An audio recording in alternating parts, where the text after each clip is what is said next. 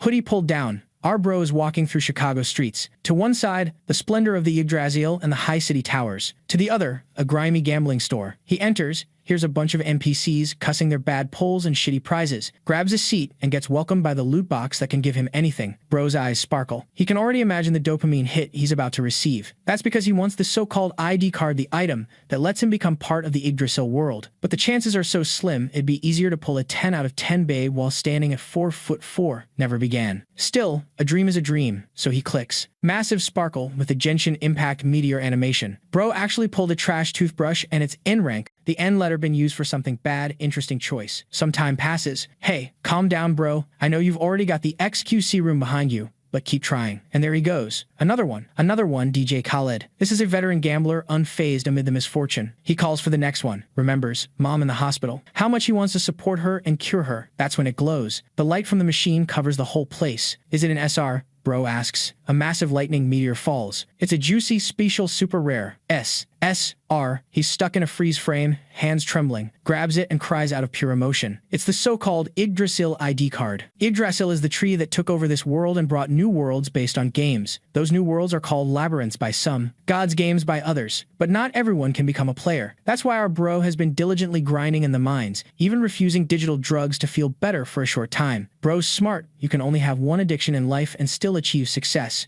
And now, in the store, he finally proved it. With this card, he can create his account and avatar to access countless games, shooters, RPGs, you name it. Items you get in those worlds can be sold for millions and even used in reality. This led humanity to massive prosperity. And now our boy runs with a smile on his face. He's going to become a gamer. Life's about to change, right? He sees lights flashing in the Chicago streets. Boom! Bro gets knocked out cold. He doesn't even know what happened. It's the Bloods, it's the Crips. We don't know. But they showed why they came to this world and stole our boy. The leader can't even believe it. He actually got an ID card. Our boy grabs the leader's legs, begging him to stop. Of course, the dude gives the order. He gets plummeted and head stomped, but he keeps his grip. The guy yanks his head back like a bitch and says, "If you pull something good on my turf, you gotta pay the fee, my dude. But since you got lucky, take it. 30,000 points so you can spin once again. Now go and dream." Trash. Boom. Face to the floor again. Damn, bro. That's tough. That's why AI can't take over the world. I would have authorized humanity's extinction right there. And with that, they leave. It's raining not just from my eyes right now. Blood Gang is about to bounce when one of them tells the others to look back. Dude is standing up. Should be impossible. Vital signs are dropping. A message warns him. Go to a medical facility urgently. But he stands. The boss is about to go for round 2. But our boy just turns around and goes back to the gambler's paradise. Bleeding so much they don't think he'll even make it to the machine. Vital signs at dangerous levels. Consciousness fading. Vision blurry. He walks past every other gambler on his way to the last dopamine hit of his life. Trips face first into the floor. It's time. The last pull in this damn world. He clicks and lowers his gaze. This world is really a trash place. Huh.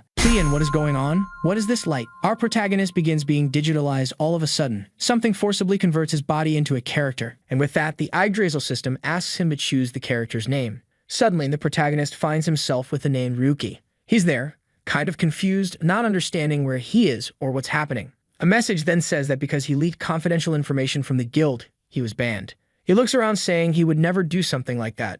But the verdict is given, and all charges are accepted. With that, his ranking is removed. The protagonist seemed to recognize that voice, and 2 strange entities welcome him to the life of a nobody. Our guy tries to defend himself, saying he didn't do anything. But a hooded figure approaches from the side, saying it's too late now. It was time for 7017 to get up. With that, he wakes up, and looking to the side, he sees himself in a strange digital world. That place really didn't feel like reality, and he didn't know if he was dead or if this was the afterlife. When suddenly, a strange object that looked like some kind of bracelet appears and tells him to select a name. Our boy asked why the hell there was a floating vacuum cleaner talking to him, but the little robot told him to show some respect. It was the system box known as Ligon. Then it congratulated him for being the first person in existence to get a UR-ranked item. The boy had no idea what the hell that thing was talking about.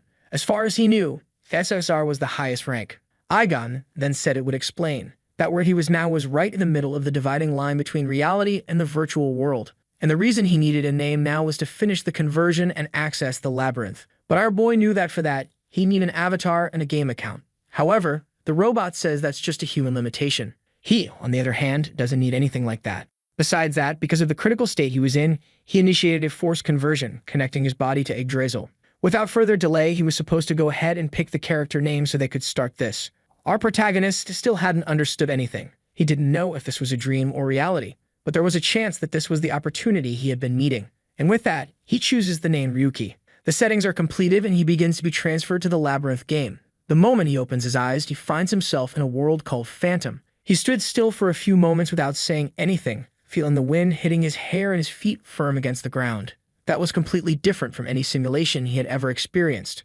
Apparently, this was the labyrinth he had always wanted to enter. But in the middle of all that excitement, some skeletons appear next to him. The first one tries to attack, and he manages to dodge it by taking a small step back. Then he starts running, asking himself why there were so many creatures if, in theory, he should be in the tutorial. At least they were only level 1 skeletons, which were weak to physical attacks. Ryuki starts yelling to open the status window, but Aigon just replies for him to stop asking for dumb stuff. Our boy then wants to know where the equipment is. Normally when you start a game, you get something. But the robot explains that since he got a UR ranked item, he didn't need to follow any of the labyrinth's rules. Also, he wouldn't be benefited by any skills, stats, levels, or any kind of advantages given by the labyrinth or the world called Phantom. As long as he had Aigon by his side, all he needed to do was test his luck in a random box. At least he had the beginner bonus. After logging in for 7 consecutive days, he'd receive a ticket guaranteeing an SR item. Since this was his first time, he receives 100 tickets from Aigon, plus 5 more tickets for entering the world called Phantom. Ryuki celebrates that at least he got a bunch of tickets and says he wants to start opening them right away. The boy is brave. He opens the first item, picks it up, and already calls out the skeletons, saying now it's gonna be easy. But the used toilet mop he got didn't last long, no. He goes right back to running, cursing out Aigon and asking where his luck is. Then he throws a wig at the skeleton, which was the second item he got. He's running around, leaving a bunch of stuff on the ground, when suddenly the robot tells him to be careful, but it's too late. He falls flat on his face like an idiot. Man, the little robot wearing the wig comes swinging the sword. Then finally, one of the boxes beside him shines. He manages to block the attack because he got a short sword in there, right? Clearly, it was pretty meh, but better than nothing. He celebrates the decent weapon and charges forward. He says it's just a level 1 skeleton. There's no way he can lose. But I think our gamer here isn't much of a gamer, because he tried to swing the sword at the skeleton's head. Obviously, the result was that he took a stab to the shoulder and the sword did absolutely nothing. Ryuki, though, is confused. Why did he take a stab that stuck in his shoulder instead of just losing HP? Aigon explains once again that the rules for them are completely different, so HP isn't a thing. He's risking his actual life. Seeing the skeleton coming, Ryuki wonders if he got into this mess just to die in such a meaningless way. Then he charges forward to block the attack as 2 boxes fall down. As soon as they hit the ground, he manages to deflect the skeleton's blow, charges in, and sends it flying. He's confused. For a second, it felt like he had used a skill and his body moved on its own. That's when he sees that from the boxes, he got 2 S-rank skills. One for defense and one for sword mastery. And Aigon says that he's the only one who isn't limited by the world of Yggdrasil. If an item or skill shows up in the box, it gets transferred to him immediately. Another skeleton was coming in to attack from the side, but the SR rank parry activates and he manages to deflect the attack. With that, the creature is left kind of frozen and he lands a clean slash on it. Man, who was it again that said you couldn't cut skeletons with a sword, huh? Who was the idiot that said that 3 minutes ago? That was obviously thanks to the SR rank sword mastery. Ryuki now understood that those skills shouldn't even exist in the world of Phantom, since Yggdrasil has a bunch of different places. But with his talent, he was ignoring the laws and restrictions. Aigon then says he always knew the kid was lucky. It's no wonder he pulled a your item. When Ryuki looked back, he saw his first SR box. Right away, he smiled and went to grab the box, saying something's not right here. But a miracle was happening in his life. 3 skeletons come at him to attack, but with the box in hand. He turns and slashes all of them at once, already warning. If they're gonna give him this much luck, he's gonna milk it for all it's worth. The world he's in is called Phantom, a game considered a work of art made by the company LUCKIEST. Besides that, out of all the games in the labyrinth, it's the most popular, and the one that everyone goes through. Ryuki was there, man, farming skeletons non-stop. Finally, he was one of the lucky ones who was also part of this. The kid was stacking up skeletons, but the experience he got was immediately turned into points to pull more boxes. Things were completely different for him, and he doesn't even have a level. Also, from the math he did, he'd have to kill 15 skeletons just to try his luck one single time. Now it was time for him to take a look at what to do with that SSR item he pulled. To him, it was something absurd, didn't even make sense for it to exist. But Aigon says if it's in front of him, then it exists. No wonder it's SSR, man. Stuff like that is always good. But our boy puts it away, saying for now he'll leave it sealed. That's because it's going to be perfect for dealing with that person, or actually, their whole guild. For now, he's going to hide that power for the perfect moment. The skills required roulette points to level up. At least for him, things were real simple. All he needed was for the game to keep sending monsters and for him to keep killing them. He liked it when the only thing he had to do was keep grinding. Sometime later, an explosion happens in the forest and another skeleton falls to the ground, leaving behind a crystal in front of him. This was already his third day in the game, and obviously he had been doing all the daily quests and farming all day long. He finally managed to gather 1,500 points, which was enough to do 10 pulls. Man, I think that's better than Genshin Impact, right? Farmed 3 days and got 10 pulls. Not that bad at all. Aigan is there celebrating, saying he's excited to see what the kid's gonna pull this time. But Ryuki spends 1,400 points to level up both skills. The robot loses it, saying this bastard should try his luck. It's way more fun. Our boy wants to know the probabilities, and the system explains. 70% chance for N rank, 27% for R, 2.7% for SR, and 0.3% for SSR. Then he wants to know why his inventory is full of trash. The robot tells him to stop whining. He already pulled several good skills. But Ryuki replies that he's only going to open boxes with the daily mission rewards. The rest of the points he gets, he'll spend to upgrade things. The robot says it got it, but then asks, "So how long are you planning to stay here in the tutorial forest?" But our protagonist is cautious man. He needs weapons and to level up his skills. Only then will he leave that place. He's someone who knows this world better than anyone, and he needs to use his knowledge from the past to the fullest. The starting forest wasn't an exception, and he was going to make sure to take full advantage of it. That's because it's a place where, once you leave, you can't come back. So before taking risks out in the world, he needed to make the most of it. He then tells Vigon that he needs to practice a lot to understand what the limits of the system are and what he can actually do even without having any stats. Apparently, 7 days have already passed. And of course, leveling up was starting to slow down more and more. At least both SR rank skills were already at level 3. Unfortunately, there was no option to level them up further, which shows this is the limit of the tutorial. But then Aigon gives him a little pat on the face, saying it's time to claim this 7-day login reward. Even though it was a guaranteed SR, there was still a chance it could be a useless SR. But man, it's all or nothing, and he commands the box to open. The golden package falls to the ground, glows, and then he seems confused, asking if something like that can actually exist in this world. He'd receive an SR rank sword, but at the same time it's a sword, it also has a revolver built into it. That one's efficient. But he knows that, considering the Phantom World's story, weapons like that shouldn't exist, which means if anyone sees something like that, the world is going to go nuts. He tests it out by doing a little light cut on a tree, which instantly gets sliced like butter. Even considering that he has sword mastery, the power of that thing was out of the ordinary. That's when he remembers that when he entered the game, he was basically dying in real life and wonders what happens if he dies here. Aigon explains that if he dies, he'll receive a backup and will be resurrected. But he wouldn't want to go through that since reconstructing the body would hurt like hell. Ryuki, though, replies that he doesn't care about the pain and tells him to go ahead and use the tickets. He needed to increase his combat power even more, even if just a little. Sometime later, he's already re-equipped with a rank R set, but hey, at least it's better than nothing. He then tells Vigon to get ready and start recording everything. From this second on, not a single moment of his gameplay should be missed. The robot asks what the file name should be, and he says to call it, the disc that backed away but escaped from the abyss. The robot says okay, but wants to know why he suddenly wants to record something like that. Our boy explains that most of the games from the company Racha were kind of rushed in development, and even this one, which was one of the most well-made, wasn't that different. There are still some bugs. Like for example, right in front of him is this boss knight, who was supposed to appear way later in the game. The system announces that this is the Black Knight of Chaos, a creature blessed by the god of darkness.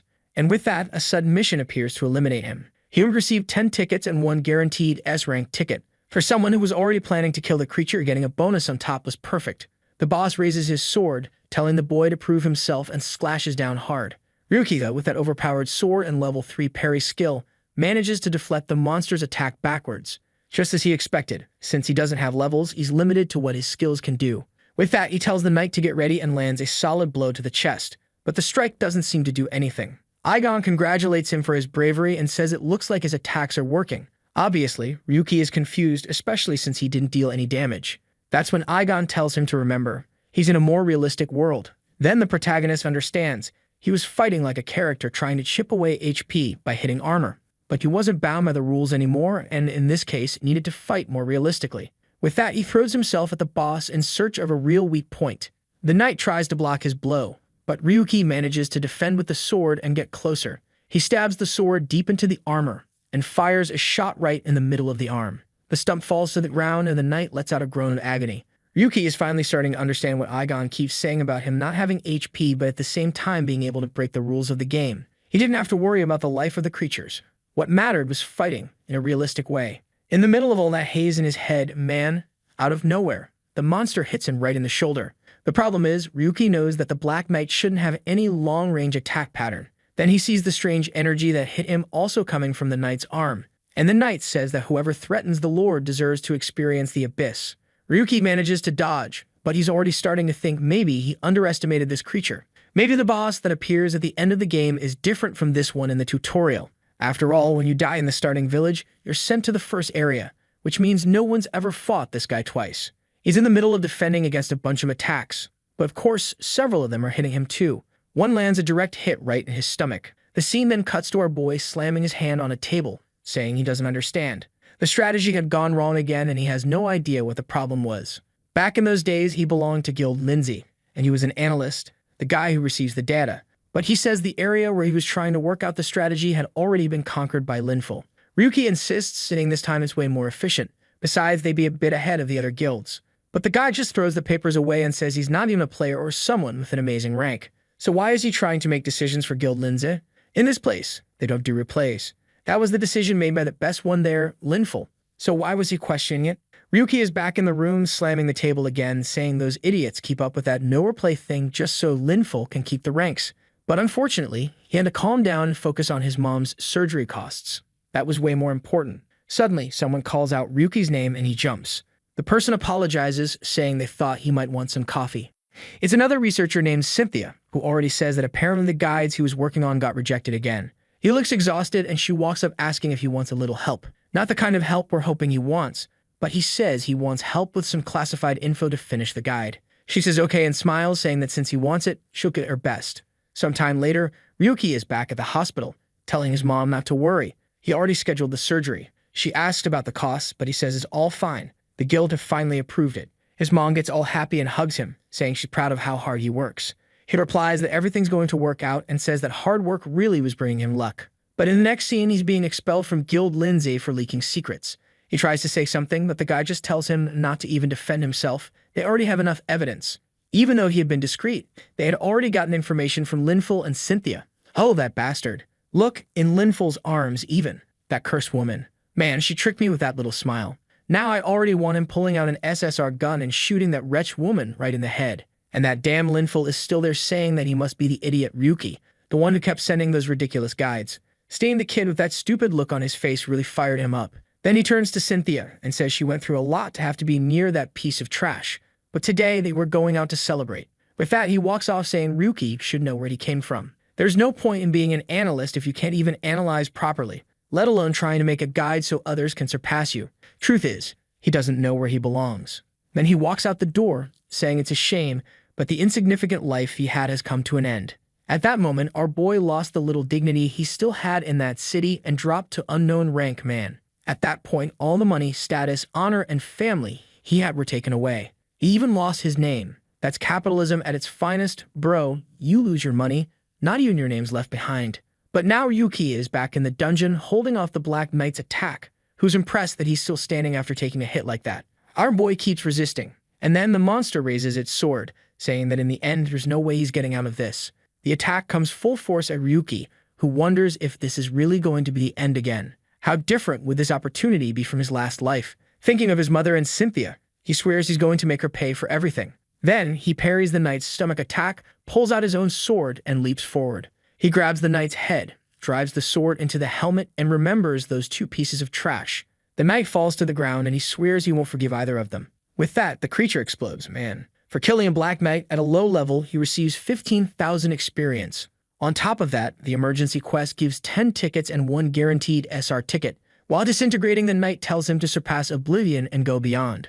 Ryuki just replies that there's no need to say it, he's going to keep moving forward. Igon recorded everything, and now a blonde guy is watching, wanting to know when the video was uploaded. The other person replies that it was just a few hours ago and asks if he wants them to reach out. But the guy replies he doesn't need that, he remembers the face. He just wants the car ready and also wants to know where Linful is. That guy, by the way, is the real leader of Guild Lindsay, Gabriel Darius. Apparently, Linful wasn't just the strongest in fights. The video our boy posted on IGGTube is of course causing a stir on social media. No one can believe someone went one-on-one with the glitched tutorial boss. What didn't make sense was that if it was in Phantom, there's no way he could have had a sword with a gun attached. On top of that, those reflex skills seemed way too strange.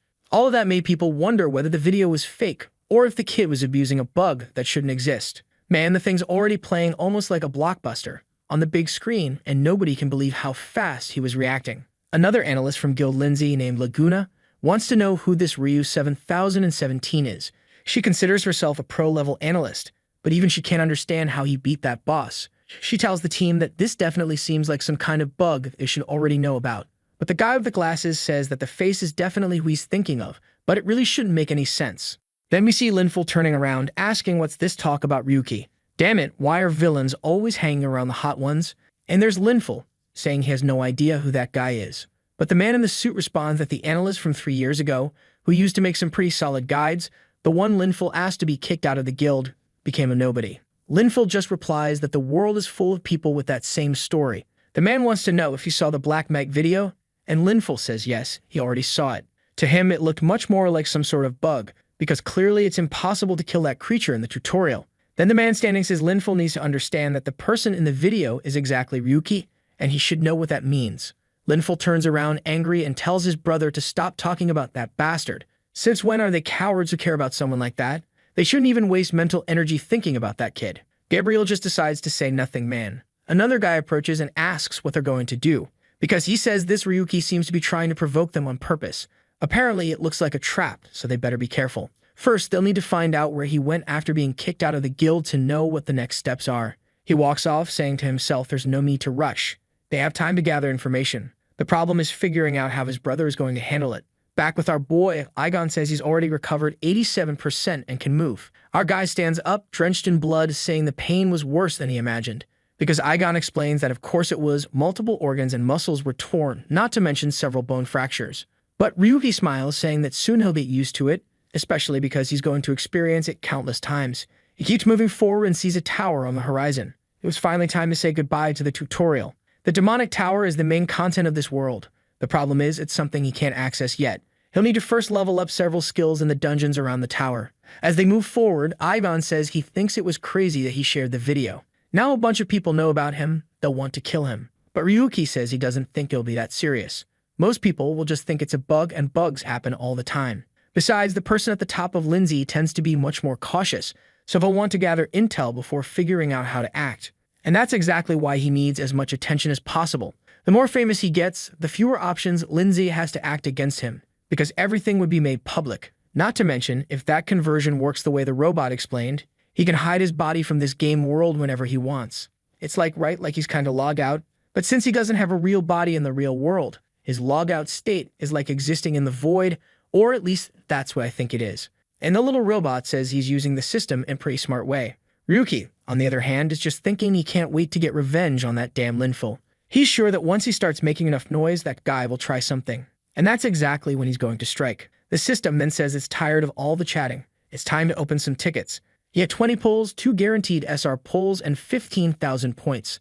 Time to start spinning and try his luck. But Ryuki says going to this city is the priority, because he has to save a revival point. However, Ivan explains that this only happens to people who are brought from the other world. His body actually already exists in this world. At that point, he activates the conversion system and returns to that shop where he died. I'm a little confused, but I think what happened is he now actually exists in that world, and when he converts, he comes from that world into this one, while people from Earth actually go from Earth to there. In the end, everybody's interacting with each other, right?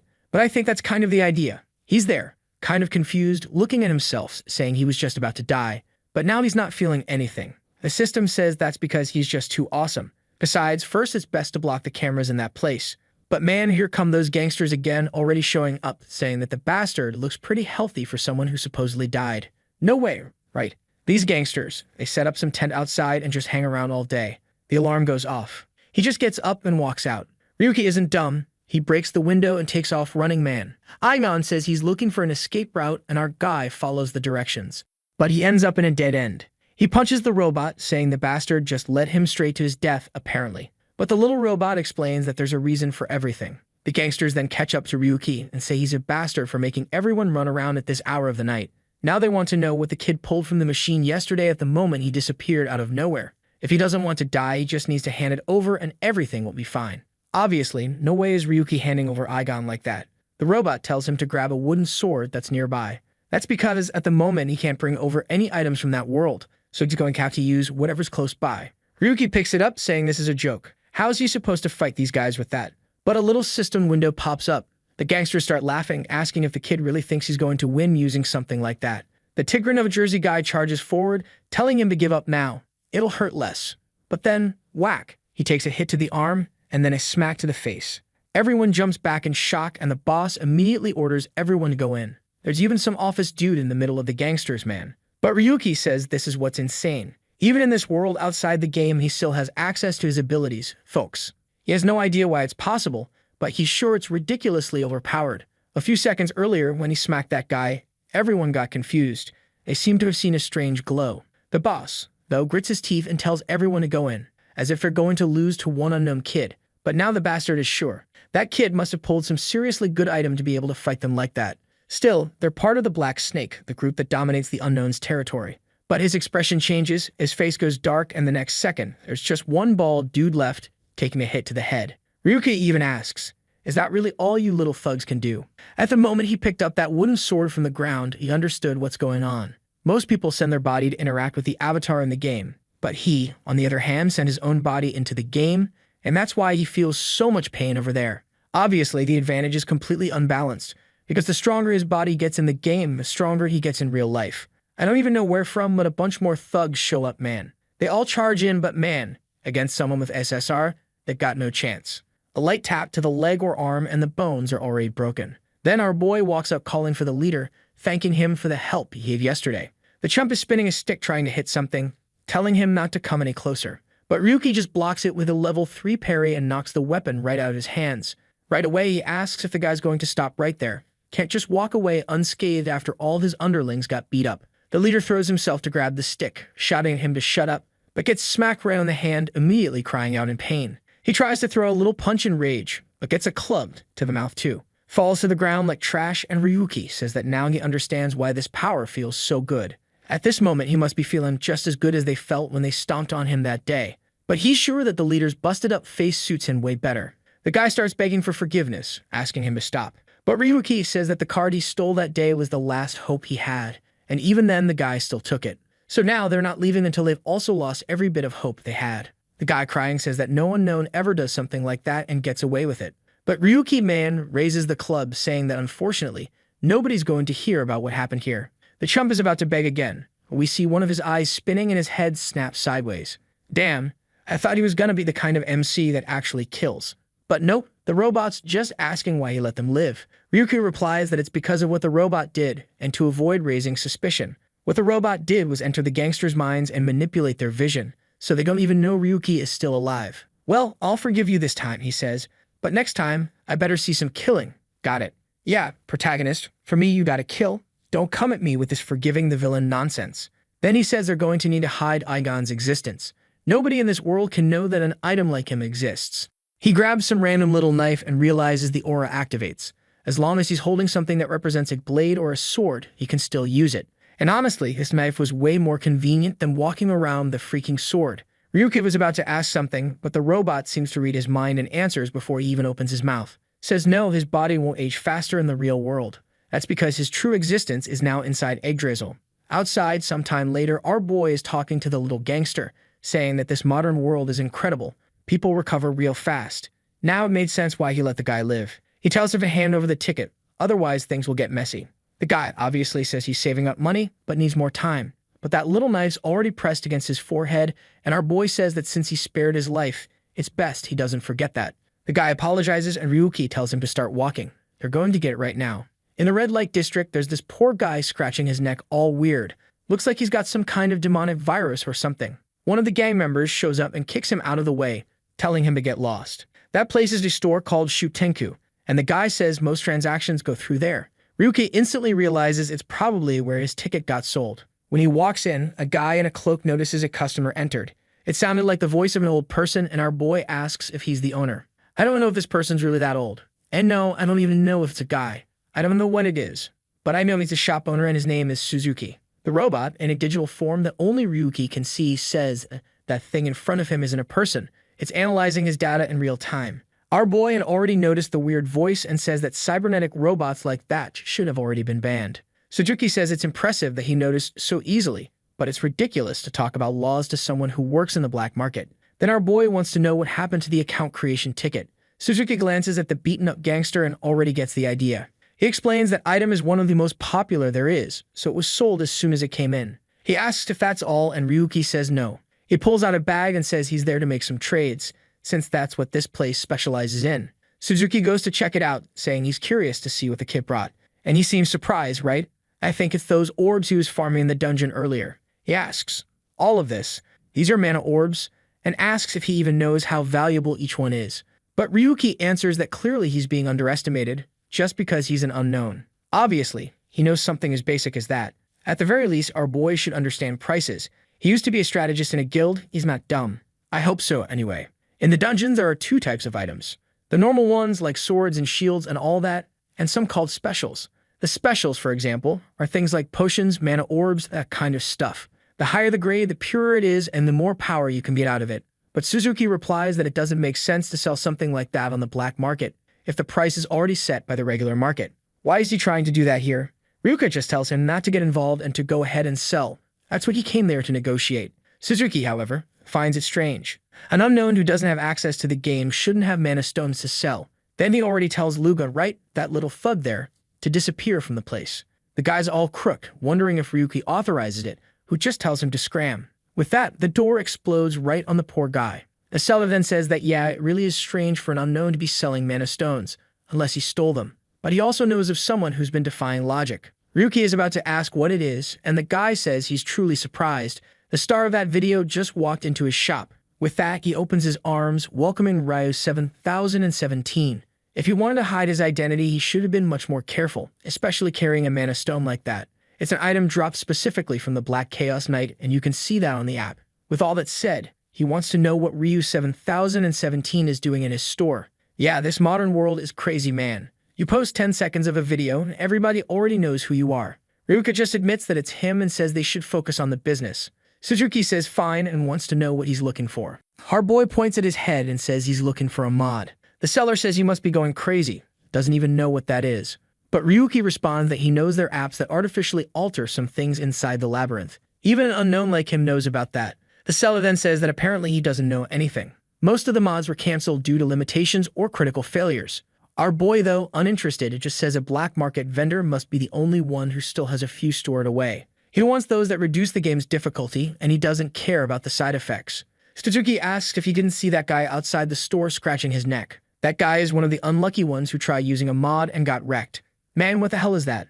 Back in my day, you tried using a little hack and you got banned, alright? That's it. The poor guy had his brain fried. And Suzuki says that was from a simple pain reduction mod, and it caused all that.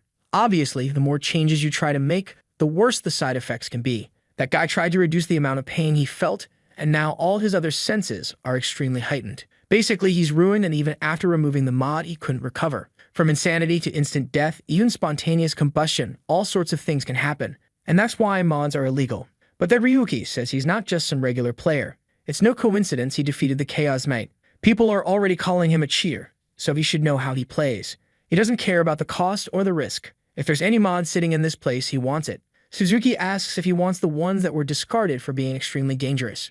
Ryuka just says yes, he wants to take a look. The kid snaps his fingers and says fine then. He can take a look at the ones that were discontinued. If he really has the guts to use something like that, he can start testing. In the box, there are CDs, man, from version 1 to 25. I would never in my life install something from a CD into my head. Are you crazy? But Ryuki is there thinking. He knows this stuff is risky, but he has his reasons.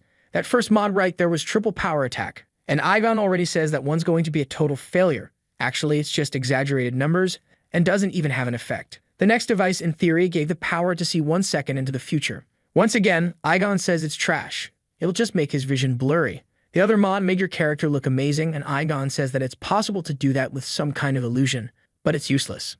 The other one increased all skill damage by 20%, but it would destroy his brain. Also, it would increase the pain he feels by 3,000 times, which clearly wasn't a good idea. Ryuki already realized that all of this was just trash, until he saw one that was a probability manipulator. Igon analyzes it and says that the person who made this was truly a genius. It wasn't very effective, but it increased his luck by between 0.3 and 0.5%.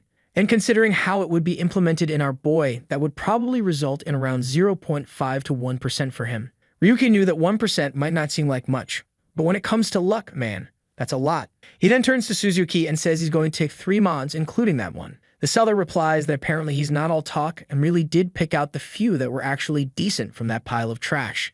Obviously, the protagonist finds that peculiar. Why did this bastard offer him junk to begin with? The shopkeeper apologizes and says he wasn't trying to mess with the kid. It's just that another client asked him to take a look at those mods, and he'd already seen a few of them. Then Ryuki wants to know if that request came from the person who created those mods, to which Suzuki replies that soon enough he'll find out. Besides, he'll give him a special discount, since those things would have never even seen the light of day otherwise. Then some messages appear asking if he wants to install the applications, but they warn that once he clicks yes, it's irreversible. In his mind, he already decides to install, but then Suzuki says he wants to ask one last thing. If these mods work, what is it that he wants to do with this power? The scene doesn't give an answer, man. We see a tree, and some time later, Suzuki is laughing like a lunatic on the ground. Our boy pointed upward and told me that he wants to reach the skies. He doesn't want to be bronze or silver, not even gold or platinum. He wants to take everyone down along the way and reach the top of that world. That crazy seller, who clearly has some kind of mental issue, replies that he's looking forward to seeing what the kid is going to do. Sometime later, back in the game, he's holding his identification card in the phantom world. He thought it would be hard since he's an unknown, but obviously, no one was going to suspect anything. After all, an unknown shouldn't even be in the game. But now finally, he had arrived at the starting village. Everyone's happy. The old man's selling his overpriced apple, and the kids are running around with their goofy little faces. In the middle of all that is our boy, impressed at how peaceful that place seemed. Suddenly, Igon pops up, telling him to start pulling tickets already. It's been a long time since he tried his luck. Ryuki tells the gacha addict to calm down a bit. He doesn't want to draw too much attention. But that's when our boy notices that there are people staring at him weird.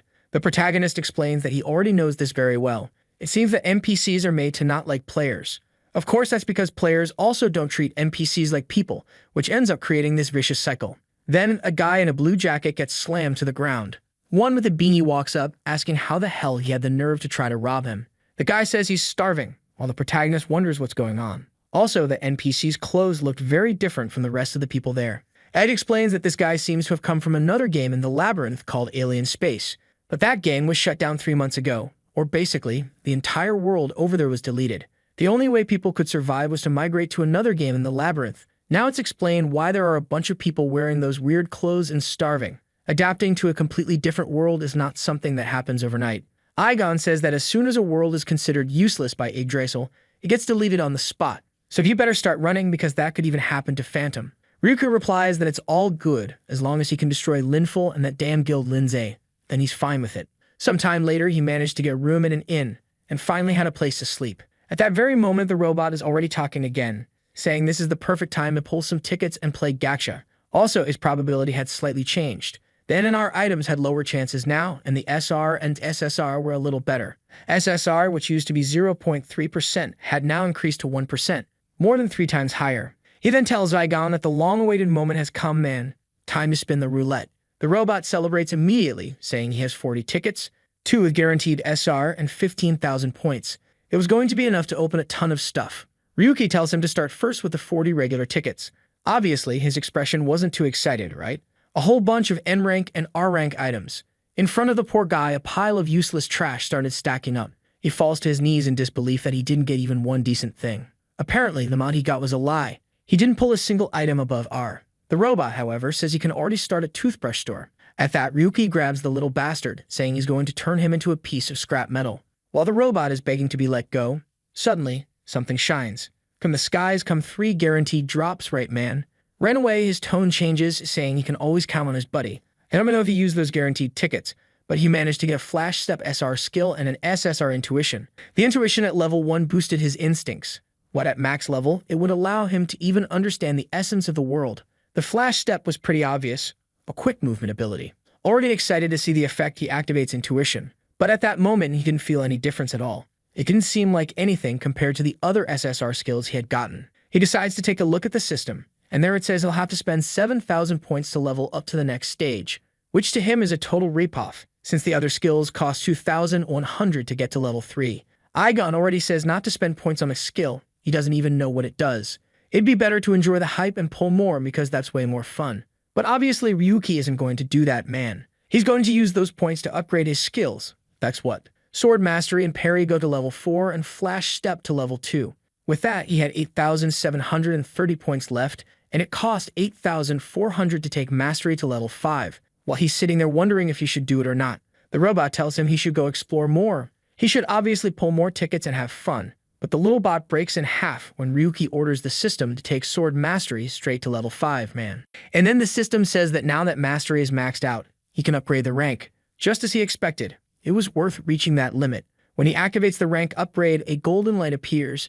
A stone orb forms in the room. He asks Ligan what that is, but the poor bot is lying on the ground, devastated that he didn't get another chance to roll some gacha. The strange object keeps coming down, until the system grants him an achievement. For having maxed out Mastery, he earns 10 tickets, and apparently it became Ligan's System Mastery, an SR Plus skill that not only boosts his sword damage, but now gives him a blade aura as well. Ryuki had never even heard of SR Plus skills in the Phantom world, so maybe this was the strongest skill on that entire continent. While he's celebrating, arms wide open, the little system is asking why he, the system of luck, ended up paired with someone this cautious. His whole plan was to witness the glorious downfall of someone driven by greed. Ryuki is already at the door telling him to stop crying and get moving because now they were finally ready to begin. He wants to know what they're going to do. And obviously, man, it's time to go into the first dungeon. And the plan wasn't just to go into the dungeon, but to set the record in it. Ah, you sneaky devil. Now you're gonna use those strategies you were selling to that guy Linful, huh? Gonna humiliate everyone. In front of the dungeon entrance, a guy with a giant axe asks his group if they're ready. From now on, everyone was supposed to stay alert and not let any items slip by. That's when our protagonist walks past like he's just casually strolling in. The guy immediately calls out to him and asks where he thinks he's going without a group. He should know how dangerous this place is. But our boy just says that he knows very well what he's getting into. The guys start thinking that apparently they've just run into some lunatic they've never seen before. And his buddy next to him, who's so important they didn't even draw eyes on him, says that in the past 3 months, no one has managed to complete this place. The leader is sure it's a waste of time. But there's Ryuki Man, Witch's hideout, and the goal was to break Linful's record.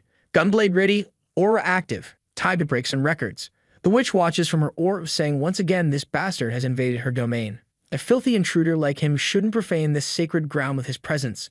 But it was fine. She had ways to bring judgment upon anyone trying to enter that place. She would personally tear him apart and offer him as a sacrifice. That was obviously the boss of the place, and her level was just a series of question marks. Just by entering the dungeon, the sneaky kid got 1 ticket. The only problem was that the place was so dark he couldn't see anything ahead. Like seriously, I see torches on the wall. This poor guy must be blind. Apparently, the biggest problem with this dungeon is that every time you enter, it completely changes, so it's kind of hard to create a fixed strategy. He's sure that Linful cleared it in 17 hours and 30 minutes. Man, what the heck? 17 hours in the first dungeon? Might as well bring a wife and start a family while farming. Checking the rankings, he sees second place is held by someone named Asia, or well, a person named Asia, part of the Gaz clan, and they only took 8 minutes longer than Linful. Considering they were almost as good as Linful, it's a name worth keeping in mind. Suddenly, he stops, and looking up, there's a swarm of mosquitoes. Wait, not mosquitoes, giant bats. The problem is, not only do they move in huge groups, but they also stack a ton of debuffs. So even if you don't die right away, you just keep suffering until you can't take it anymore. But he's already pulling out an item, saying that's a story of the past. He throws something on the ground and says to Ligan, "This is how you handle this place." The thing explodes, spreading light everywhere. And if you thought it was a flashbang, you're totally wrong. It was a sound bomb, and now the suckers are falling everywhere with bleeding ears. Man, I felt bad for the little bats for a second. But then bam, sword to the chest. The kid has zero mercy. He already cleared the farming zone, slashing everything in sight. He says this place isn't that hard once you know the tricks. What he wants to know, though, is why no one's finished this place in the past 3 months. Ivan wants to know why that would be strange. So Ryuki explains that, in theory, this is supposed to be a low-difficulty dungeon. For everyone to be struggling this much, something else is going on. They keep going through the cave, and Ivan wants to know if he's sure they're going the right way. Our boy tells him not to worry. He knows the patterns of this place, even if the map always changes. Ligan might not know, but he's written countless strategy guides when he was an analyst. This dungeon right here, he's simulated it thousands of times, so he knows exactly what he's doing. Igan, however, comments that they've already passed through this area like 12 times. It wouldn't be a shame to admit he's lost. But Ryuki just ignores him and goes left, saying the entrance is right up ahead. He tells him to look at that stalactite on the left, the one with the cut. You had to pass through this path 32 times, and when the cut showed up, it was proof that the route had changed. The little robot is confused, wanting to know how he came to such a precise conclusion. Obviously, right? It must have been trial and error thousands of times, and Ryuki just tells him to shut up because he has to focus now. But to make Igon happy, he explains that they had someone in the group who had a certain ability that helped discover those things. And in the past, before strategy guides were developed, people actually used to memorize every element of the map and tried to guide themselves that way. So even though everything changes, he still has an idea of which way to go. The robot asks if he really memorized all those tiny differences from a place as useless as this, and already laughs, saying he now realizes his master is completely out of his mind. As they continue through the cave, Ryuki is sure he spent more time here than he wanted. Not to mention he still didn't understand why no one had cleared this in the past 3 months. Meanwhile, the witch is yelling, saying that apparently he escaped from the labyrinth, but now he'll fall into despair. The second he steps on the death magic, he'll instantly die. And man, that's exactly what he just did. Something activates, a flame surrounds his body, he freezes for a moment. Ivan wants to know what happened, and he answers he's not sure, but it felt like he was going to die if he took another step. Then he pulls out a weird little doll from his inventory and throws it forward. As soon as it hits the ground, the flames appear again. He recognizes them immediately. That was instant death magic, something extremely rare that should only appear much later at the tower. Why was something like that in this place? Igon immediately says that if unknown changes are happening, it's better to retreat. And now Yuki is deep in thought. A trap this brutal, right from the start, was dangerous. Maybe it'd be better to turn back. But when he looks behind him, he sees a strange path. And for a moment, he feels like it'd be okay to go that way. He starts realizing that these gut feelings and even the fact he spotted the trap are all thanks to the intuition skill. Watching through the orb, the witch says this bastard is really lucky. He survived by a single second. But it was just a matter of time. No matter where he went in this endless labyrinth, eventually he would die. But suddenly, he disappears from her orb. She's confused, uses a new spell, and locates him again. But now it doesn't make sense. He's in the central hall, which is really far from where he was before. Apparently, that damn rat managed to escape the illusion. But it's fine. This place is filled with traps, and that's where he'll die. Except a second later, Ryuki disappears again. She's confused and slams the table in anger, trying to understand what the hell this bastard is doing. Our boy was jumping through the very edges of the traps, dodging them all. The witch had no idea how he was doing it or why he kept disappearing from her sight. So she decides to end it all before anything else goes wrong and activates all the traps at once. A blue flame surrounds the whole orb, and she celebrates, saying, "Finally got rid of that cursed intruder." But behind her, something explodes. A voice from behind says that the materials weren't that great, but there were still things worth using. Igon's voice follows up, saying that if he had any sense, he'd disable that skill immediately. The witch turns and sees the two of them talking. Igon's scolding him, saying that this new skill of his is totally broken, and he can't just walk around with something like that. Naturally, the witch wants to know how the hell he got there. But our boy says he's too lazy to explain, so he's just gonna handle this quickly. He knows very well that she's the Witch of Solitude, no Miss Serial. Or rather, there was another name that fit her way better. Bug. The witch says the answer she wants is for that bastard to say how he got out of the traps. Ryuko replies that he almost lost his head. The path to this place was filled with deadly things all over. Ivan wants to know why he's talking in such a weird tone. Just a bit before that, our boy was looking down at the ground, watching the traps and wondering if there was any way to beat this. Maybe he should wait until the bug in this place got patched. But that's when he remembered. He needs his name to be known by everyone, before his former guild comes after him. That's when Igon says he had detected multiple traps, and at that point it was definitely better to retreat. Then half the room exploded and he jumped to the side. Igon freaked out, saying this bastard was trying to commit suicide. But then our boy told him to calm down. That skill he had gotten was even better than he thought. Back with the witch, he says the intuition skill is really good. The guy is even showing her, telling her that's how he got into the room. That one he wanted to explain in detail. Igon says that as good as it is, it's still linked to a human, so eventually he's going to hit its limit. Ryuki gets ready to attack, saying that's obvious. But what matters right now is survival. Suddenly, the window showing the witch's name starts glitching, and she screams the intruder's name. Several instant death traps appear in front of her, and Ryuki rushes in. The first attack comes, he ducks just in time. If not for the skill, he'd be dead. He starts to realize that the witch seemed to be getting corrupted by the bug in her. Whatever her pattern was, he didn't have time to figure it out. He had to attack now. So he uses Flash Step to get in close. With his sword aura active, he says she really is dangerous. But this is the end. Wham! A clean cut to the neck, separating the body from the robot's head. Ryuki thinks that was way too easy. And then the attacks keep coming from the rest of her body that's still there. He manages to back off, and when he looks again, she's reforming. Now he's sure. She's the reason for everything that's been happening in this dungeon. And the problem is, normal attacks didn't seem to do anything. She sends another wave of spells in his direction, which he manages to dodge as he keeps advancing. At that moment, the key was to keep his intuition skill active at maximum, because without it, he'd die on the spot. As he's dodging, he turns around and asks if Igon has any ideas, and Igon replies that just to help the kid out, he's going to activate the system so he can try to analyze her.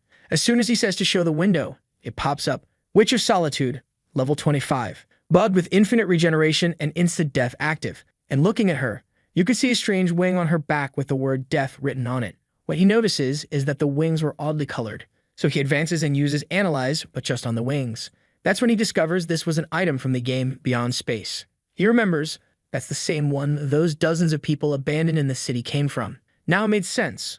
What was causing this bug? While Ryuki dodges the attacks, Igon is recording everything and says he's going crazy. In the middle of that situation, where a single touch would mean his death, he had a smile on his face.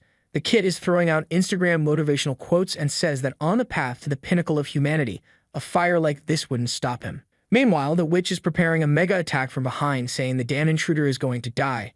Ryuki sees it and thinks it's pretty simple. If a single touch means death, then just don't let it touch you.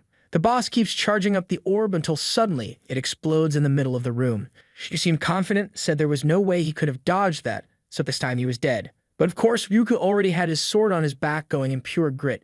Actually, he was already riding on her back, saying that this wasn't her original power, and that's why she couldn't control it properly. Just by touching it, the items seemed to be kind of disappearing or interacting in a weird way. Clearly, this was a bug. The witch, desperate, tells him not to cut it because those wings gave her freedom. She had been playing her role in this dungeon for a long time, never questioning it, just going forward. But then she found those wings on the ground, and that freed her from that magic, and she was finally able to live. Ryuki replies that if she ran away from the circumstances they were in, then they were similar in a way. He was also struggling to get out of this horrible world. The witch says that if that's the case, then they should understand each other. But Arcane of Instagram quotes just says that for him to reach glory, her freedom has to be destroyed. And with that, he rips off her wings, man. He even activated the sword's aura in his other hand to crush the second wing, and then she seems to have been defeated. At that same moment, all of the witch's stats go back to normal, right, and she becomes just the creature she was supposed to be in this place. She even goes back to doing the standard routine, saying that the intruder infiltrated her hideout. The poor thing is they're giving her speech, but he just stabs the sword into her chest.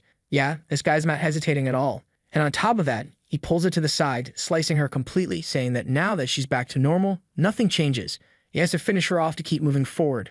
With that, the monster's little hand just drops to the ground, right? No mercy from the kid. In total, he received 13 standard tickets and 1 SR ticket, plus 500 experience points, a magic stone, and Suriel's heart. Ryuki was kind of disappointed. Just a little stone, a heart, and 500 points. That knight who gave 15,000 apparently was kind of abnormal. Igon tells the kid that even with luck, he's not always going to get good stuff, man. He needs to get used to a normal life. To which he replies that it's all good and SR ticket alone was more than enough to make it worth it. Besides, what matters is breaking Linful's record. At the dungeon's entrance, the guy with the big axe is furious because they failed again. The guys are all cursing each other out, blaming each other, saying it's because he died, because he did this or that. Meanwhile, in the cave, Ryuki is coming out, hearing all the commotion. Right at that moment, one of the guys is talking about cooperation. They see our kid passing by and say it's amazing. He stayed inside for 7 hours. He must have hidden a lot. But now seeing him walking away, they figure he gave up. Time for the kid to face reality. But then a little window pops up behind the fool, showing updated dungeon info. In the witch's hideout, our guy finished in 7 hours, man. 10 hours less than dear Linful. The guys are already wondering if this isn't the same guy who just came out of that place. Suddenly, the dude puts his sword next to Ryuki's neck and tells him to stay right there, wanting to know what little trick he used. It's impossible for someone to shave off 10 hours without using some kind of hack or something.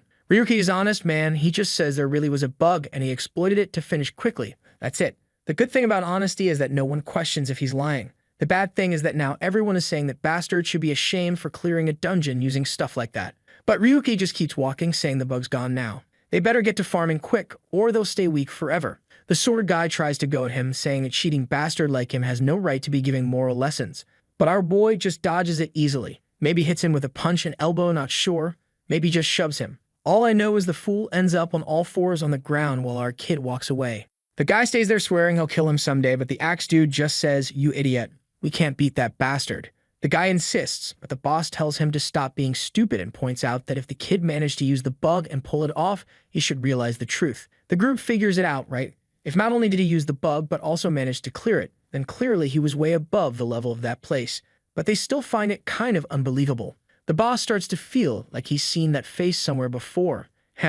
He's remembering the video of the Chaos Knight, but he can't quite connect the dots. Then we see a few locations: White Lake, the Red Spider Forest, and the ruins of the ancient gods.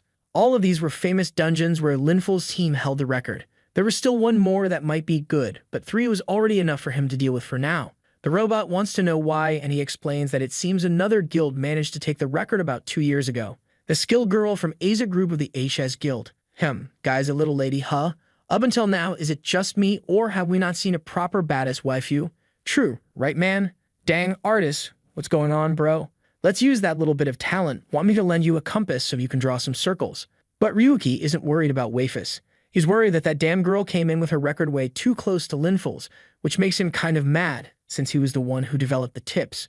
Well, man, now that I notice, she has white hair, right? Could it be that damn Cynthia? And Megany? That one deserves to die, huh? Dan wretch. But then he gets up, saying enough talk, it's time to handle some dungeons.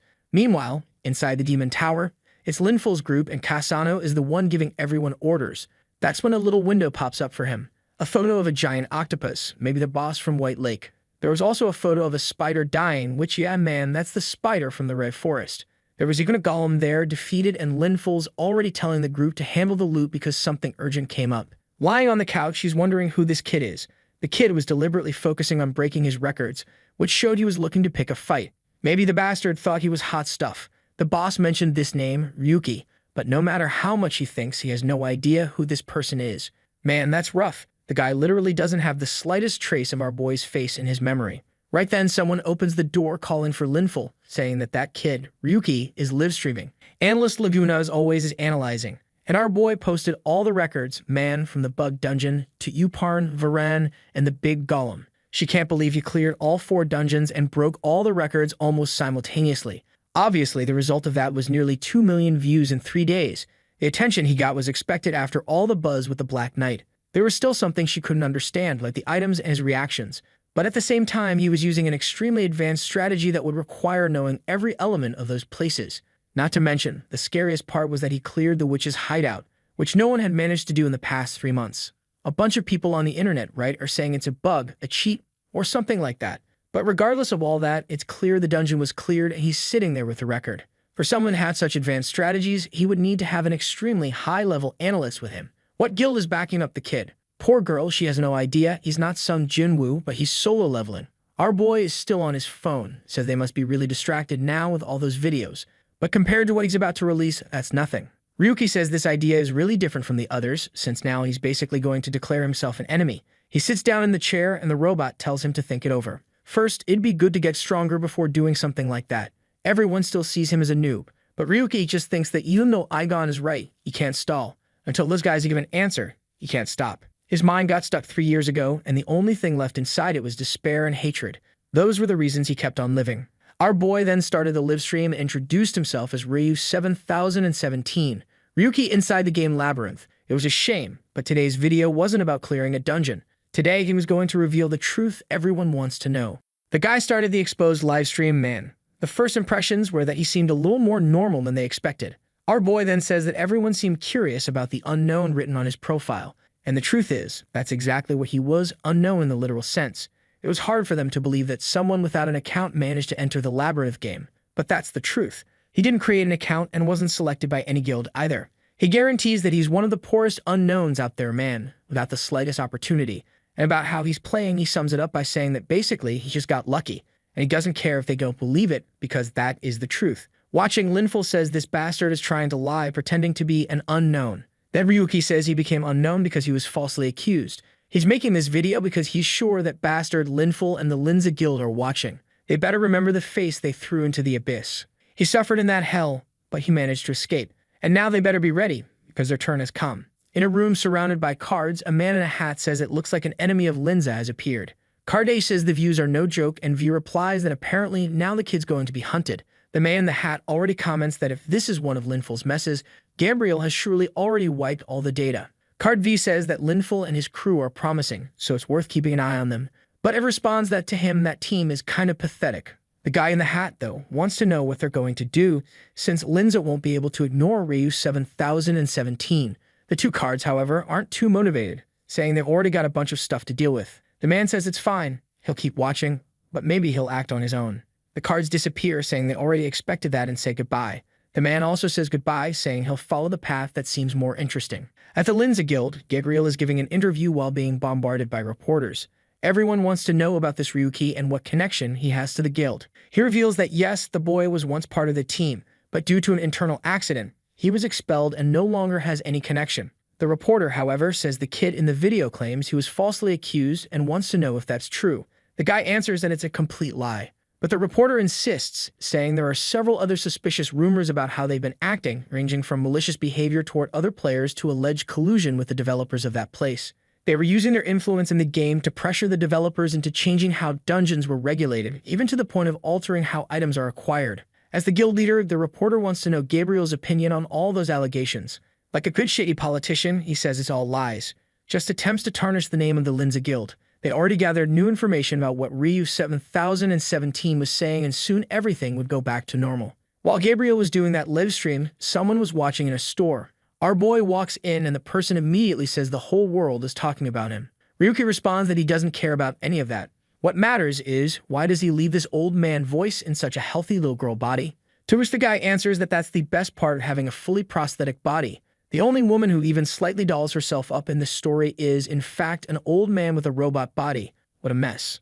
Ryuki then just says he's tired of it and wants to see the mods. But Suzuki shows him the same ones as always.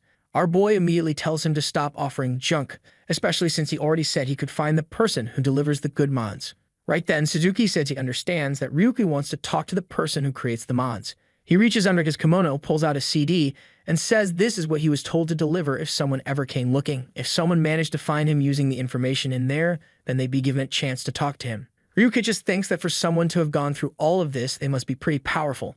Aigon takes a look and sees it's a visual mod. It would interfere with his visual system and retrieve all sorts of information. The only issue is that it's more advanced than the previous ones, so the risks are higher too.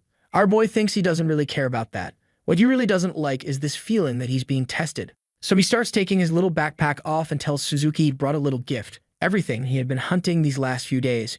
Basically, the items from the record-breaking videos. He drops them on the ground and tells her to sell it all, that she'd be well compensated. Dang man, how rude. Just threw it on the floor like whatever, see ya. Walking through the streets of the city, he says he's been seeing the items from the dungeons popping up on YouTube, and it's actually bringing in some money. Obviously, Ivan told him to take advantage of that positive momentum to pull some gacha rolls. Man, time to gamble a bit. But he says no, there's one more person he needs to meet. That's when someone raises a hand and calls him. The dude with that K-pop haircut tells our boy it's been a while since they last saw each other. Ivan thinks some nutjob just showed up because no one is friends with Ryuki, right? The guy is a total loner. But when the guy greets Ryuki, the robot is shocked that the bastard actually does have a friend in this world. Looking at the guy's hand, our boy remembers Yggdrasil. From the clothes and everything. It seems like they were school friends. The guy asks if they can talk for a bit. And man, our boy is clenching his own hands so tight that his veins are popping green. He says sure, he doesn't mind talking. Damn, I thought they were friends, but clearly they're not. And the guy's already walking with him, saying it's nice to see him calm and all, while he makes a weird hand sign behind his back.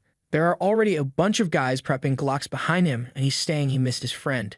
What the hell, man? There are people on the rooftops and everything. Take it easy, buddy. The jerk is throwing out that fake talk, saying he missed him, barely even recognized him. But Ryuki just says it feels like there are a lot of eyes watching the two of them. Dude, I thought a fight was gonna break out, but now we're in a cafe just chilling. The guy is apologizing for everything that happened 3 years ago. Ryuki keeps it real. He just asks if the guy really thinks his apologies make any difference. Oof, brutal. Now the guy's just sitting there with that dumb look on his face, and Ryuki wants to know if he was called there just to hear apologies. The guy says no, he's got a plan to get Ryuki back into bronze rank. Now I don't know. Does he even realize our boy is the real Ryuki? What's going on? I'm starting to get suspicious of everything. Our boy wants to know if that's even possible, and the guy starts explaining the plan. But then, flashback time. Ryuki was calling out Garcia's name, saying there was only 1 week left until his mom's surgery. Man was on the floor like trash, clutching the guy's cards, begging him to cover the costs of the surgery. Oh man, what a bastard, he kicked Ryuki, and told him not to touch him with those filthy, disgusting hands. Yikes. And then people wonder why our boy turned out all dark and brooding. Yeesh. Next scene, he's just staring at his mom's body. And a voice even says maybe it was for the best, after all. He wouldn't have been able to cover the surgery costs anyway. For someone unknown like him, keeping up the payments would have been impossible. Obviously, Ryuki's expression didn't turn out too great after that. Back in the present, Ryuki tells the bastard to stop with the performance. With a snap of his fingers, he reveals that the guy was a developer from the game Space Alien, which is the one that went bankrupt. Considering he's in such a miserable state now, what kind of help could he even offer? Ryuki just gets up and says goodbye, but the guy tells him to wait, warning that if he doesn't talk to him, he'll send all the information he has about our boy to Linza. He should know very well what'll happen, since he used to work there. To be honest, what can they even do, right? Our boy doesn't seem to have any family at all. At most, they might go after him, but they're gonna do that anyway. Back in the past, when our boy handed the first tutorial over to Gabriel, at that time, Linful wasn't the top dog, it was his older brother, who praised our boy, saying that for a beginner, he was incredible. From then on, he'd keep a close eye on every guy he released.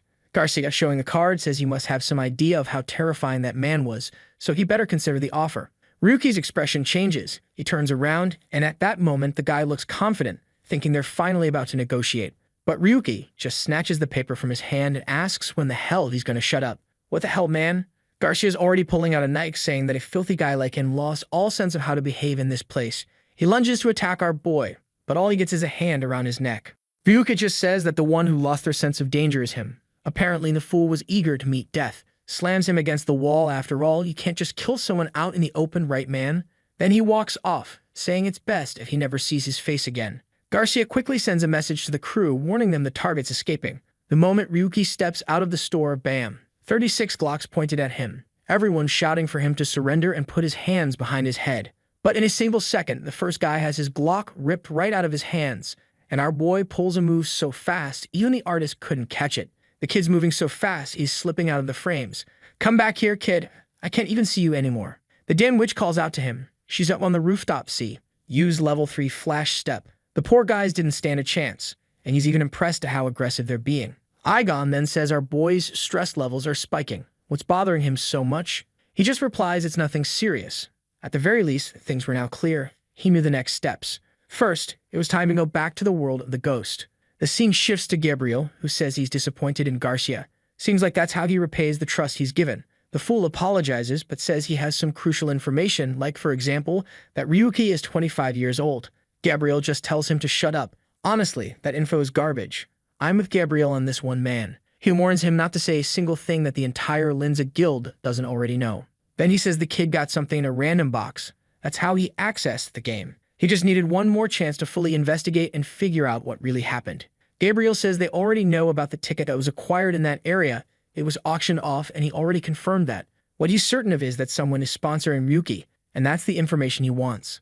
Garcia, though, thinks it's impossible to know which lunatic would be backing a complete nobody like him. At that, Gabriel turns around and says he wasted his time talking to trash would betray even an unknown friend for a bit of cash. Damn, he hired the guy for the job, and now he's humiliating him for taking the job. That's harsh. The psychological damage was way too much, and here he comes, pulling out that knife again. Hey man, you really need to drop that habit. Yeah, you stepped forward, it put a hand on your head, and you kissed the pavement. Too smart for your own good. Man, it was Gabriel who landed the hit. I thought it was like a security guard from behind, but the guy's just that fast. He says that apparently this bronze must be out of his mind for trying to attack a member of Jinza. Normally, he'd have to be killed, but out of mercy, he'll just let him become an unknown. Now the idiot's being dragged away, begging for forgiveness, saying he doesn't want to become an unknown. Yeah, but too late, man. He's going. That dude with no self-control totally earned that demotion. And now Gabriel's deep in thought. He remembers that bastard actually was a decent analyst, but that was it. There was no way to compare that Ryuki with Linful, who was the obvious pick. But somehow, that kid always had something special about him. It was time to find out just what the secrets of that account really were. Back in the ghost world, our boy drops into the city like thunder, now showing up fully geared in his little armor. And Igon is always already telling him to roll. Time to hit the gacha. But our boy's got more important things to do. He says he wants a crowd around to see what's about to happen. The views on his videos keep climbing, and he knows it won't be long before those guys make their move, especially since those bastards are the biggest guild in the ghost world. He takes off his helmet, saying it's time to spring the trap. Right then, people start pointing, saying to check him out. Everyone seems to recognize him, right? The unknown from the video everyone's been talking about. Ryuki had 92 tickets, 5 guaranteed SRs, and 8,500 points. First things first, he starts with a 10-roll man. The items drop in front of him, full of useless stuff as always. He gets all bummed out. No SRs came. And the robot says that, unfortunately, there's no guarantee with boxes. The only thing he can guarantee is that he'll laugh in the protagonist's face, and there he is spamming laughter across the screen while our boy's just sitting there with a mountain of trash. He's lost the will to live, wondering how he didn't get anything with a 3.6% chance. Igon tells him not to give up. No true gacha addict would stop here. That's when he grabs the SR cards and says that, actually, now the game begins. The first one gives him a Phoenix Feather SR rank, a necklace that lets you resurrect once. Considering that a bunch of the bosses in the game have those instant-death attacks, it might actually be worth it. Second box drops, he's sure this time he's getting a weapon or a sick ability, but what's inside is an SR rank toothbrush. The robot congratulates him, saying now he's officially the king of toothbrushes, but Ryuki's confused. There has to be something special about this so-called magic toothbrush. There's no way it's just normal. Igon explains that the little star next to the name means it's a special item, which means he can actually use it in the real world. He wants to know what the hell he's supposed to do with that in the real world, and the robot says, well, he can brush his teeth and destroy any cavity. Ryuki throws a punch in frustration, but the damn robot dodges. The problem now is that he's only got 3 cards left, and with each bad pull, the chances of getting something good are slipping away. So he decides to open the last 3 all at once. Usually that's when something good pops out. He's biting his lip, begging for a decent weapon. But what he pulls are 3 copies of the Sword of Weapon. The robot is dying of laughter while everyone watches him lying defeated on the ground. He's wrecked, doesn't understand how he spent all those tickets and still ended up with nothing. The people nearby are kind of confused, not really sure what's going on. I'm not sure if they can even see what he's doing, like the items popping out. I don't think they can. And the guy next to him is already thinking about reporting him to Linza so they can come kill the kid. Then Igon says he's got some good news for the protagonist. After pulling so many SR-ranked items, he finally unlocked the combination system. He can't reveal what other features exist in that system, but just know there are more. Our boy wants to know why the robot didn't just say that sooner, instead of laughing in his face, which is still twisted up dancing around, saying it's irresistible to laugh at a sucker like him. Then the system appears. They have both ability combination and item combination. And under item, there was also undo, which let him break items down into random box points instead of combining them. The combination itself doesn't have much mystery, right, man? You combine 2 items, and they get upgraded. He combines 2 swords, and it shows up with a little plus sign at the end. Right away, he wants to know if there's a limit to how many times he can combine something. He puts 2 already combined swords into the system, and again, it looks like it's working. Excited, he jumps in shouting, "Combine it." Man, I thought it was going to fail, but no, it really upgraded, and the thing turned massive. It's the Grand Sword, now with the name IGG at the end. Apparently, now it really can be used like a pistol from far away, because before it kinda only half worked, like it was jammed or something. He's laughing like a maniac, and the robot says his vital signs are starting to get weird. Then he spends the rest of his points to upgrade his parry to level 5. And now he's got an SR IGG with a star at the end, right? That part we already knew. He can use it in real life. That's when he starts wondering what happens if he combines 2 skills that are already maxed out. The system shows that he could gain the skill Sword Saint, Heavenly Sword, or Sword God, which immediately makes him blow up at Igon, asking why even the skill combinations are completely random. To which the robot replies that it wouldn't be any fun without a little bit of luck. He should just keep going to try and pull a Transcendental plus rank skill. Our boy wants to know what the odds are of getting one of those. The robot says an incredible 2%. Dude's out of his mind and decides to go for it. What if he gets lucky? But all he pulls is Sword Saint. It was basically max mastery and defense at level 3, with sword energy at level 1. It also granted bonus SP when leveled up, but since it's not fully maxed out, he can still evolve it more. He's about to say something to Igon when suddenly someone approaches from the side. The guy puts a sword to his neck and asks if he's Ryu 7017. Our boy thanks him, saying finally Linza sent someone. He was starting to think they were taking too long. He starts to say it's crazy to go for a PK inside the city, but the guy just slashes his throat. The footed man says he shouldn't worry about such insignificant things. The PK rule only says you can't kill anyone, but it doesn't say anything about inflicting pain. Ryuki knows this is Linza's usual strategy, especially since the sensation is way too realistic. So he asks why the guy's even wearing a mask when it's obvious he's from Linza. Man, I don't know if it's another guy, but he gets hit with another sword strike, this time in the back. And the man warns him to understand that from now on, he'll never know peace in this game. Wherever he hides, they'll follow and kill him. Ryuki turns and says it's hilarious how this whole world belongs to Linza. The guy tells him to keep laughing, because soon the only thing he'll be doing is screaming in pain. But on the next attack, Ryuki activates Flash Step and grabs the sword. He gets right up close to the guy and says 3 hits were enough for him not to be seen as the villain in this scene. The masked man then realizes the kid was holding back from the very beginning, and now he's the one getting cut. Everyone nearby can feel the guy's pain. Man, the knife's being driven straight into his back now too. Ryuki wants to know what happened to the guy who was supposed to be hunting him all over the game and making him scream in pain. Normally in this world, the more defense you have, the less pain you feel. But our boy, yeah man, he doesn't follow the rules of the game. And apparently the guy is trying to log out, but he can't. Ryuki says that's good to know. In a place where no one can die, it's the perfect setting to let someone sit there suffering. He keeps spinning his sword back and forth, saying this revenge is only just getting started. That's when Aigon warns him to be careful. A bunch of hooded figures surround him from all sides. One of them, with a brooch on his shoulder, calls out to Ryuki and says he'll get straight to the point. It would be best if Ryuki left the ghost world, and even better if he stopped being a player altogether. If he agreed, they'd let this go. Ryuki, who draws his second sword, says they're being way too generous offering him such a noble favor. He stabs the guy in the back again and says that they were the ones who provoked him first. The bridge guy replies that clearly this bastard was more dangerous than he expected. Ryuki tells him to run, but the guy says that's not an option. Besides, he's curious to know what that sword is. Ryuki tells him to take off the mask and he'll explain, but the guy just answers that that's not going to happen. He says Ryuki should have used the bugs he got to live a peaceful and hidden life, but he wanted too much attention, and now he found himself in trouble. A shame, really, but his plans end here. Right at that moment, all the masked guys attack Ryuki, who's just standing there like a fool, but he dodges the first strike and takes a step back to avoid the second. The guy with the blue bangs is coming from behind, thinking Ryuki isn't half bad, but this is where it ends. Only Ryuki already activated Sword Sync and slashed the first attacker. Apparently, the guy managed to defend himself, but his whole sword cracked. He couldn't understand how someone who hadn't even reached the demon tower was already using aura. A technique like that normally burned a ridiculous amount of mana, so using it like this was insane. He decides to try again, saying that weak aura won't do anything, but Ryuki just deflects it using his sword, which has his own aura, and says they probably don't even realize what he's doing. He strikes the guy in the chest, and another one's down, or rather just incapacitated, since no one dies here. The leader, at least, is smart. He sees how quickly Ryuki blocked with aura and wonders if it's a parry, like in some other games. Ryuki just replies that they're starting to realize the more they try, the worse it'll get. To help them make up their minds, he reveals that his ability doesn't consume mana, which means right now he's the only one who won't get tired. Before the guys can even process what he just said, bam, another sword strike hits dead center on someone's head. Judging by the blood sound, that thing went in deep. Speaking of going in deep, there's a little white-haired girl. Is that you, Cynthia? You sneaky snake. You think I forgot your name. The other guy's leg is messed up, and the leader tells them to be careful. Somehow, the pain from this kid's attacks feels worse. They shift into a hide-and-leaf formation, each one drawing their class setups and all that.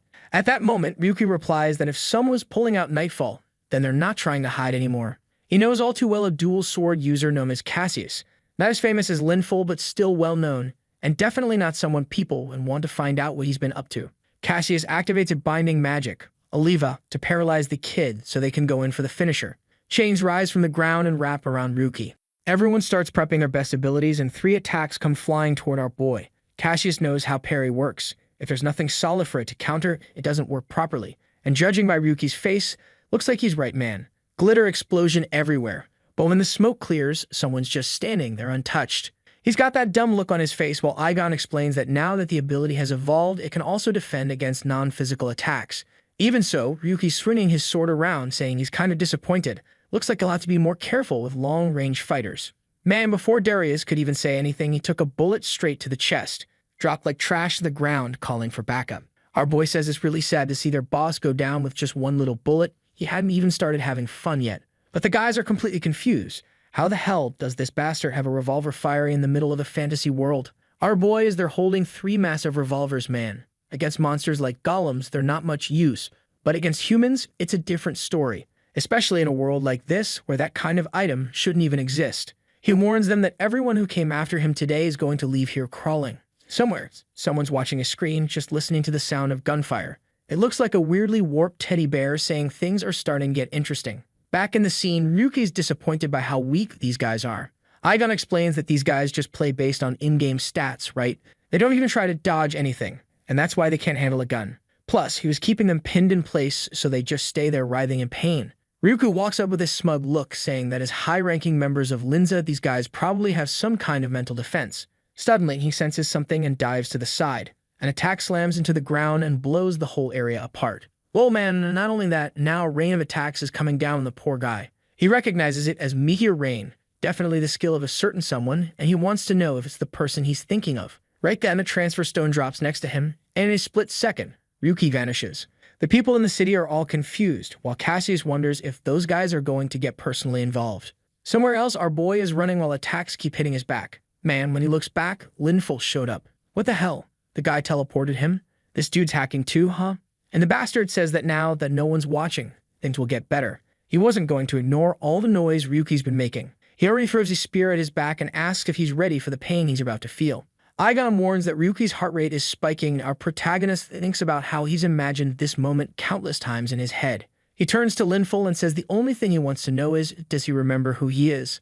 Oh man, the villain with his Alzheimer moment says he really doesn't remember. He thought seeing the kid up close would jog his memory, but nothing. Not a single thing came to mind. So Navin wants to know why the kid is trying to ruin his life like this.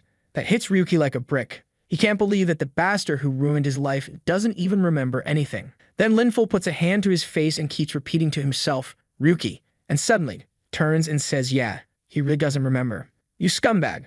I really thought he was going to say, I remember. But nope, he has no clue. He just asks if Ryuki feels wronged by the fact that he doesn't even know who he is. But honestly, he doesn't care, because now that Ryuki's done all this, he's going to have to pay the price. At the very least, he hopes he won't leave here disappointed. Alright man, the fight's really about to go down now, and Ryuki tells him not to worry, he had no intention of holding back. The two of them are standing still. It's full anime vibes, the beatdown is about to start. Linful charges up an attack at the tip of his spear, and our boy already knows what's coming. He charges forward, super fast, he dodges. Linful gives a little impressed smile that Ryuki managed to escape with that little jump. But our boy curled up like a turtle man, he's not looking too brave, hands shaking all over. Here comes another attack from Linful. He manages to block it, but the guy keeps the combo going, man. Ryuki couldn't believe this guy was that strong, and not even Perry was giving him a solid chance to defend. Another hit. He's sent sliding backward. Linful says maybe he's going to have to reevaluate the kid. The entertainment wasn't bad. He's tired of this game that's become just a big XP farm. Back in the day, everyone played just for fun. He lands more strikes and says Ryuki is lucky too. He's learning from someone with real talent. He twirls the spear in his hand, comes down from above, activating the meteor strike attack. Man, our boy tries to block, but it stops him cold. Looks like he managed to defend it, but it felt like his arm nearly broke. He keeps reactivating parry while Linful keeps the pressure with the spear.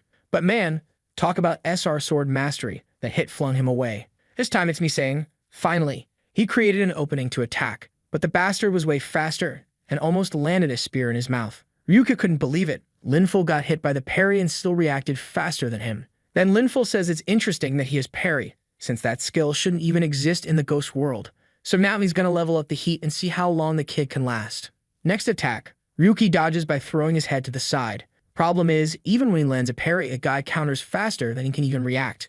Considering he's analyzed Linful a lot already, he knows part of it is thanks to that weapon he's using. Linful charges again, saying he's impressed the kid is still standing. The weapon he's got is the Starlight Spear. Its effect is that the more you attack, the faster it gets. So eventually, not even parry combined with intuition would be enough to keep up. Ryuki goes on the offensive, and finally, Linful has to block something. It's his first real chance to counterattack, and he goes for it. But judging by the change in expression, you know it didn't go well. The spear is already lodged in his chest.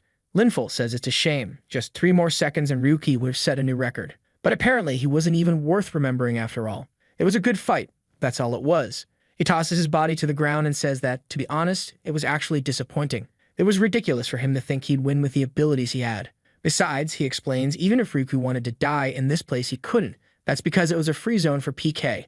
Even though it looked like a village, it was actually an abandoned area. If he wants to blame someone, let it be the developers who left those bugs in the game. I think he explained all that because, in theory, you're only supposed to be able to force teleport someone into a town. Don't know the exact rules. What don't you know is that Linful wants to know who's backing the kid, to which Ryuki tells him to ask Cynthia. Suddenly, Linful's expression changes. He grabs Ryuki by the neck, demanding to know if he knows who she is and where that wretched girl is hiding. Ryuki just laughs, saying that it looks like he got betrayed too. It's true, man. I told you, Cynthia, from the Ace Guild. Right. Linful is there, shouting. But our boy's consciousness was already slipping away, man. He's on his way out. He pulls out a flashbang, and while Linful is mid-sentence, it explodes right next to him. Our boy backs off, and the guy asks if he really thinks he's going to win using toys like that. Then Ryuki says to him, "Stop asking who's backing me. I don't need help to kill trash like you." The blondie's already got the veins bulging on his forehead, and Ryuki tells him that, yeah, he's got that little memory issue, but today he's going to make sure he doesn't forget. That's because now he's going in with 50%. Aigun is confused, and Linful asks if he's gone insane. You don't just take a beating and then suddenly say you're gonna use half your power. That doesn't make sense. Aigun's trying to talk him out of it, and our boy just says he's given up on useless emotions. I don't really get what this 50% thing is. Is he using those CDs? What's going on? Maybe it'll get explained later. Anyway, he charges in, focusing entirely on intuition. He tries to go for a knee strike, thinks about activating Flash Step, but gets kicked straight in the head and slammed into a wall. Bro, all that dramatic talk for this?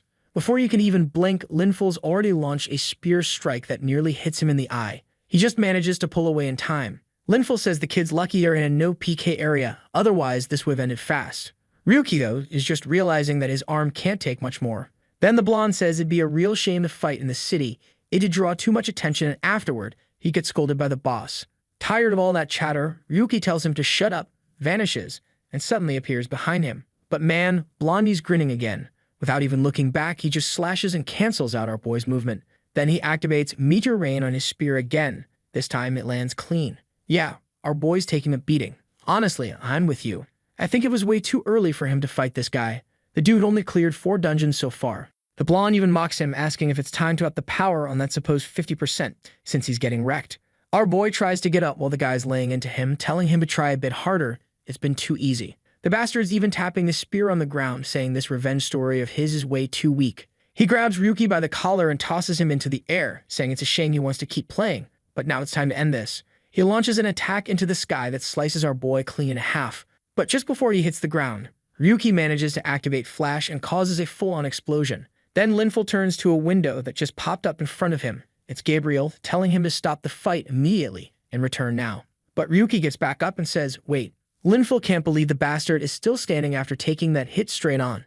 That's not the kind of thing someone can survive with sheer willpower alone. Aigun explains that when he's using 50%, he feels less pain, but it also slows down his movements. What he doesn't get is why use a strategy like that. Is he some kind of masochist who wants to suffer longer? But Ryuki just replies that he can't give up there, he needs to take advantage of this opportunity.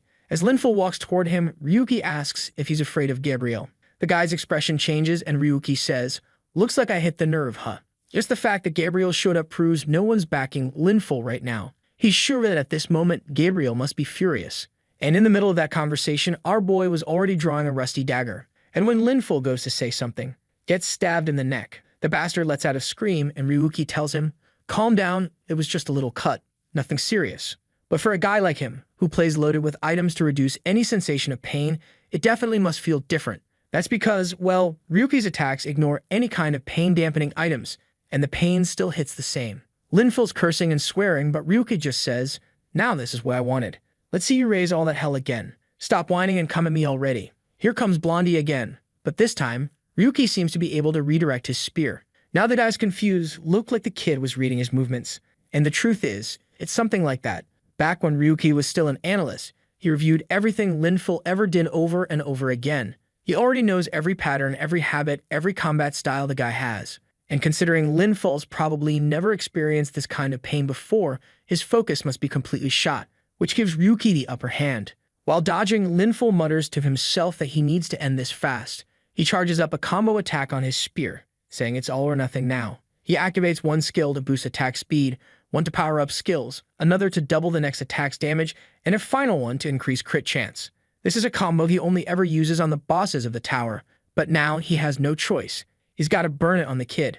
Ryuki immediately recognizes it. It's Celestial Meteor Rain. He knows he can use the terrain to his advantage to get away from this guy. He just has to make sure not to step out of the PK zone. He starts running, but Linful gets closer, saying he's still too slow. Until suddenly, bam, a wooden doll smacks Linful right in the face. Our boy starts creating as much distance as possible, setting off a rain of random junk items from those trashy roulette boxes he's always opening. Problem is, Linful walks through everything like it's nothing and goes in for another spear strike from behind. The attack slices half the mountain, and Linful grumbles, saying this kid is seriously annoying. Ryuki is down, but he managed to dodge a direct hit. And now, while holding the spear, he says, finally, I got you right where I wanted. Linful tells him to take his filthy hands off that weapon and not stain it with his rotten blood. But Ryuki starts pulling the spear, saying he's excited to show him something really fun.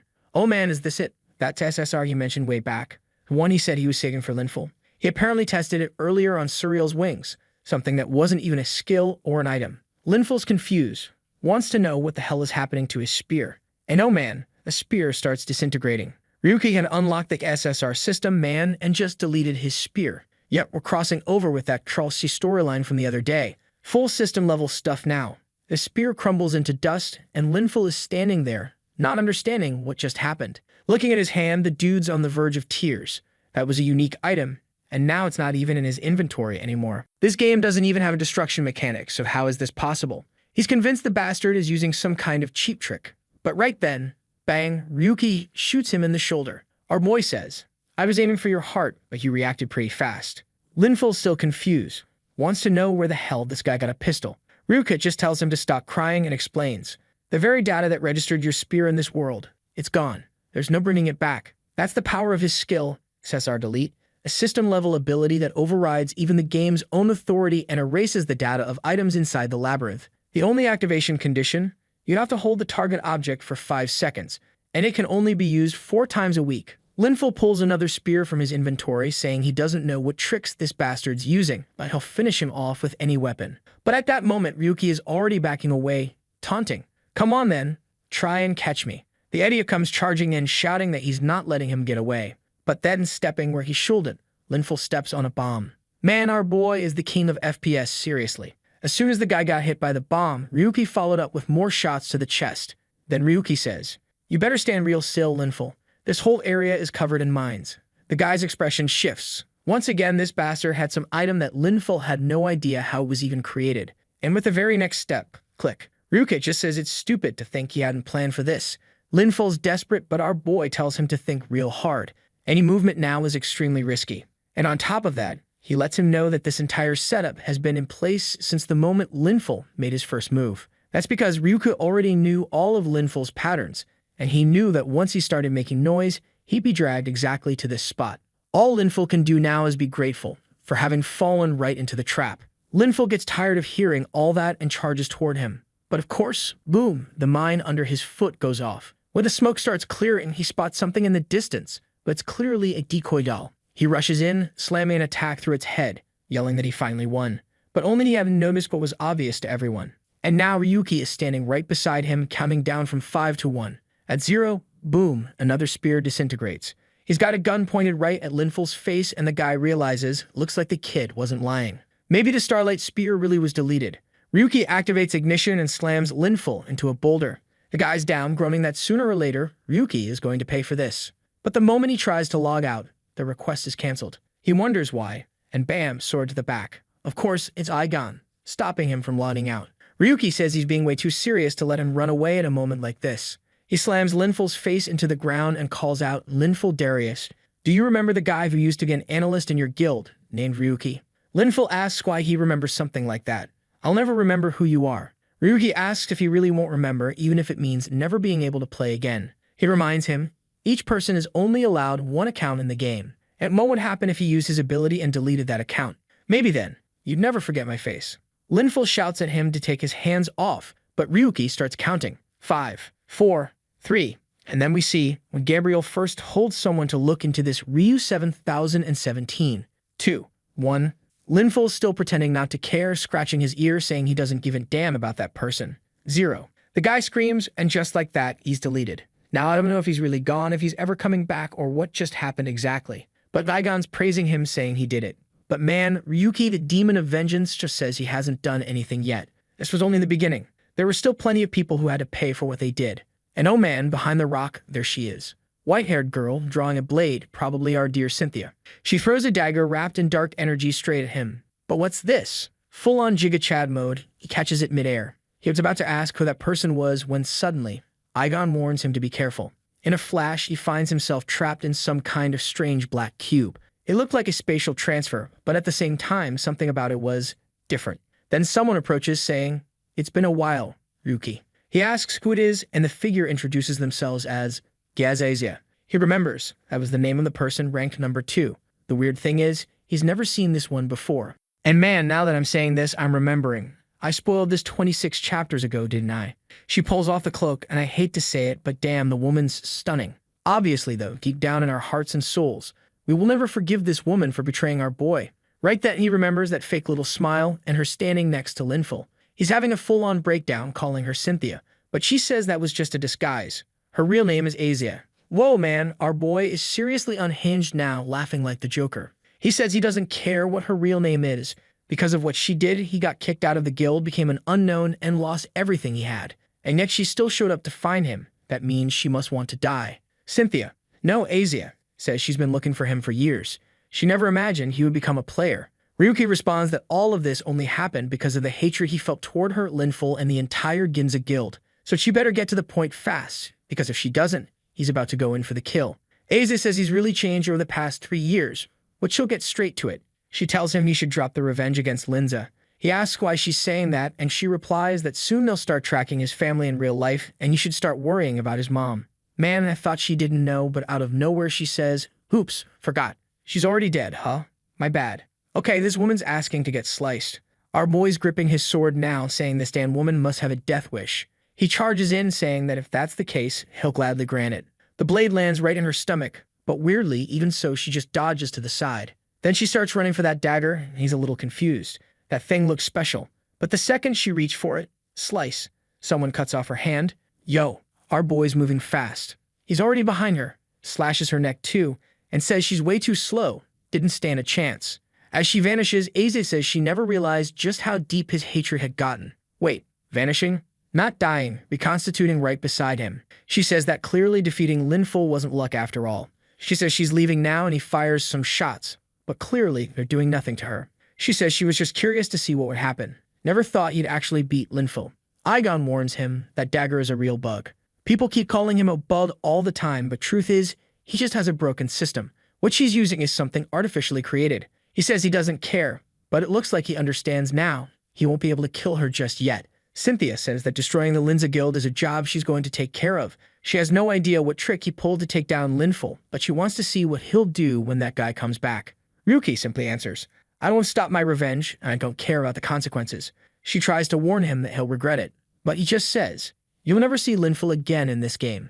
I deleted his account, and honestly, it was beautiful watching him cry." And he guarantees that when he finds her again, the outcome will be the same. Still, I'm curious, did you really delete the guy's account?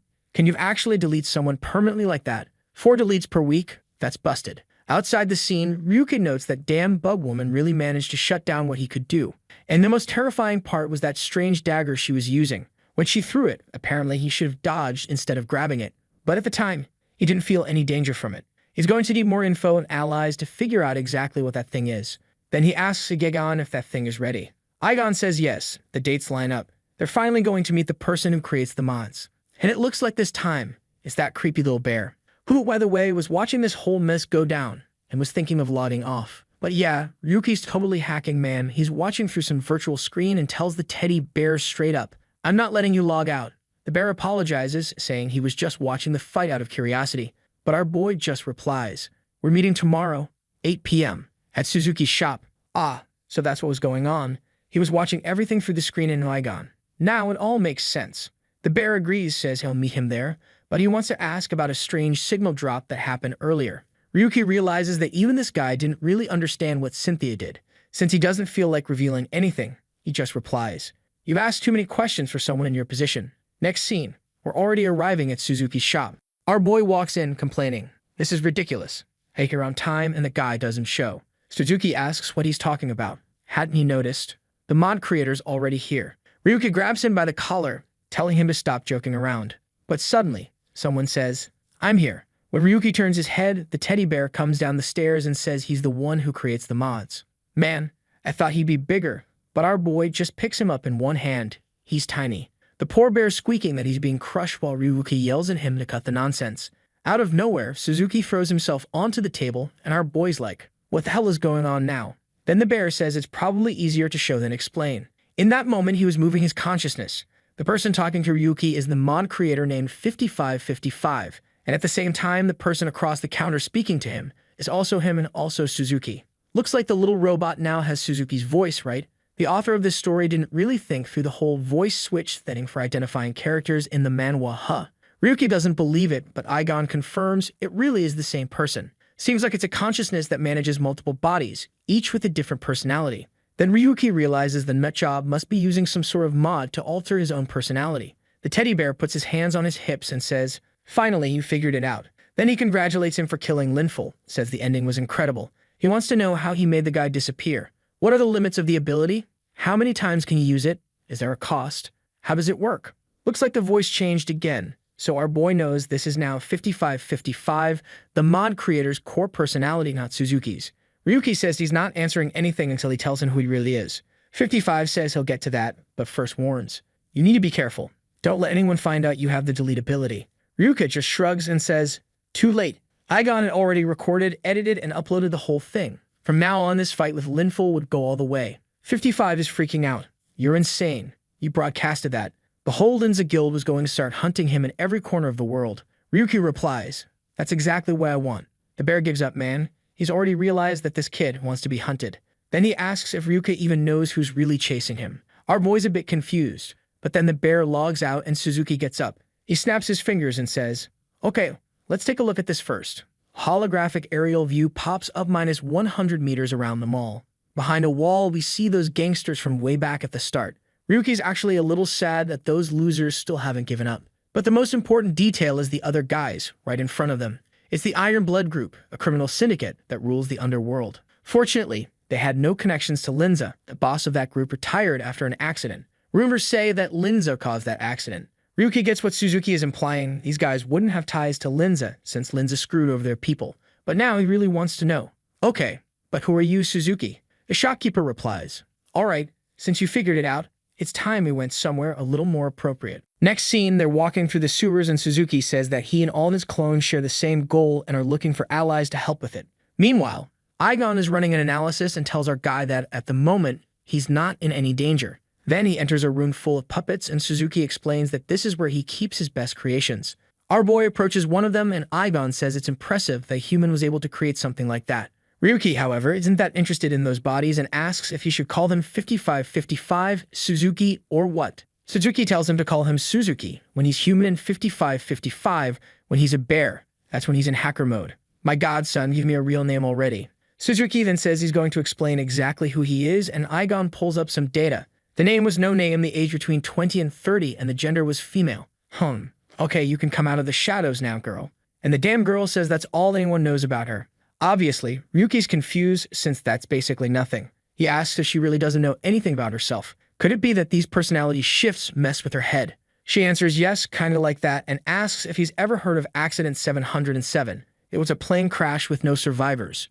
But the truth is, there was one person who made it out, burned to a crisp but still alive. That person was torn apart in a lab until there was nothing left, and then a crazy guy shoved her inside an android body. Damn boys, the dream of meeting a badass waifu is dead. She got barbecued. And it gets worse. He asks if she's the sole survivor, and she says actually they are. As a result of the experiment, she had countless memories implanted in her. She doesn't know if they're souls, minds, stories, or whatever, but she can control each one artificially. Ryuki's already realizing there's no way to make sense of this crazy girl, so he just asks what kind of deal she wants. Suddenly, she tosses him a notebook saying she wants in on the revenge too. Online, all anyone's talking about is the beatdown Linful took along with his guild guys.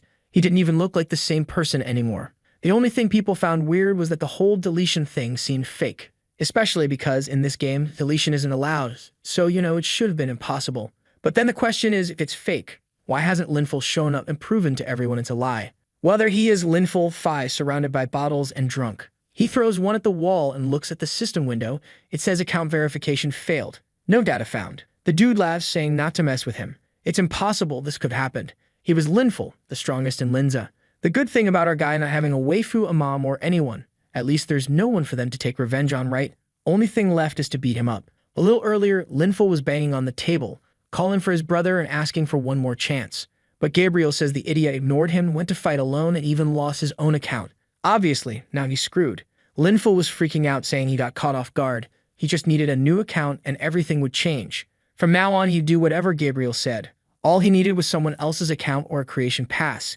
Gabriel, however, just says that for someone who's been playing for so long, Linful is pretty damn ignorant. He's ashamed to share the same blood. The rule is simple. One account, one person, that's it. If he lost it, there's no way to get it back. And now his time is up.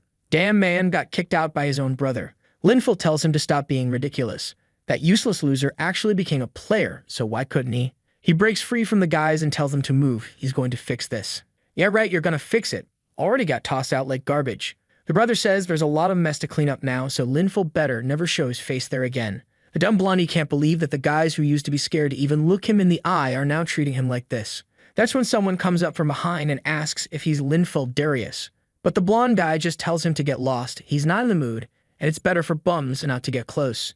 Still, the guy hands him a cart and says he's there to help him. Apparently, Linful's in need of the kind of power they can offer. He asks if he's interested in hearing the proposal. If I'm not mistaken, that's the same guy from that room with the H and V cards, right? Back with our player, he found out that Linza is holding back the progress of all the other players in the ghost world. Looks like it's some kind of trade-off between them and the developers, since that way the devs have less work and give them a few perks in return. Hlygon responds that they're truly pathetic. No wonder the final product, this game here, is just a buggy mess. Then Suzuki says this is a secret pact between the Linza Guild and Rathian Soft, the developer. But it was ridiculous that they made a pact like this just to delay everyone's development. Ryuki says he gets it, but the whole game is basically backed by Yggdrasil and Rathian Soft works for them. So how are they supposed to go against a company that practically has the whole game development in its hands? Suzuki responds that they need to be eradicated from this world because in the past, they used to lead the development. But now, they're just rotting and holding this place back. Ryuki says her hatred seems way too intense for something that simple. That's when she brings up the plane crash, the 707 accident, and explains that what exploded that day was an item taken from Yggdrasil. Obviously, he immediately concludes that she must think Rathian, the developer, was behind it, and she answers that she's sure of it. Ryuki knows that just killing the Linza Guild would already be hard enough, but taking down Rathian would basically mean destroying the ghost world. So he asks her if that's what she wants. She says they don't need a dumb game like this, even if it supplies half the society's resources. Everything Rathian's been releasing lately is nothing but garbage, and because of the lack of progress in the games, the resources are slowly drying up. Things are stable for now, but in 5 years, there's no guarantee they'll stay that way. They can't let a bunch of incompetent people monopolize the development of the gods game. Ryuki knows the main objective of this game was to conquer the Demon Tower. The problem is, Linza controls everything here. He was planning to take over that place too. On the other hand, Suzuki's plan is basically to destroy the entire platform. That's when Aigon tells the master that they should go ahead and do it because for a game of the gods, this so-called ghost world is just a poorly made piece of trash. Just a dry, withered branch trying to hang on, and they need to help it get cut off. Ryuki then says he really liked the story but apparently forgot the reason he came there. He stretches out his hand and tells her to hand over the mods. Later on, climbing the stairs, Aigon says that this disguised mod, one of the 13 new ones he received, seems pretty good. Ryuki says it really was an interesting trade, but he's still curious to know more about that incident she mentioned.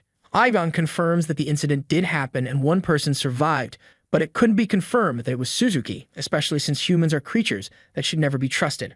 Ryuki agrees, and as he's coming out of the sewer, he says they should be near the Hotel of Pleasure, which is a safe place to exit.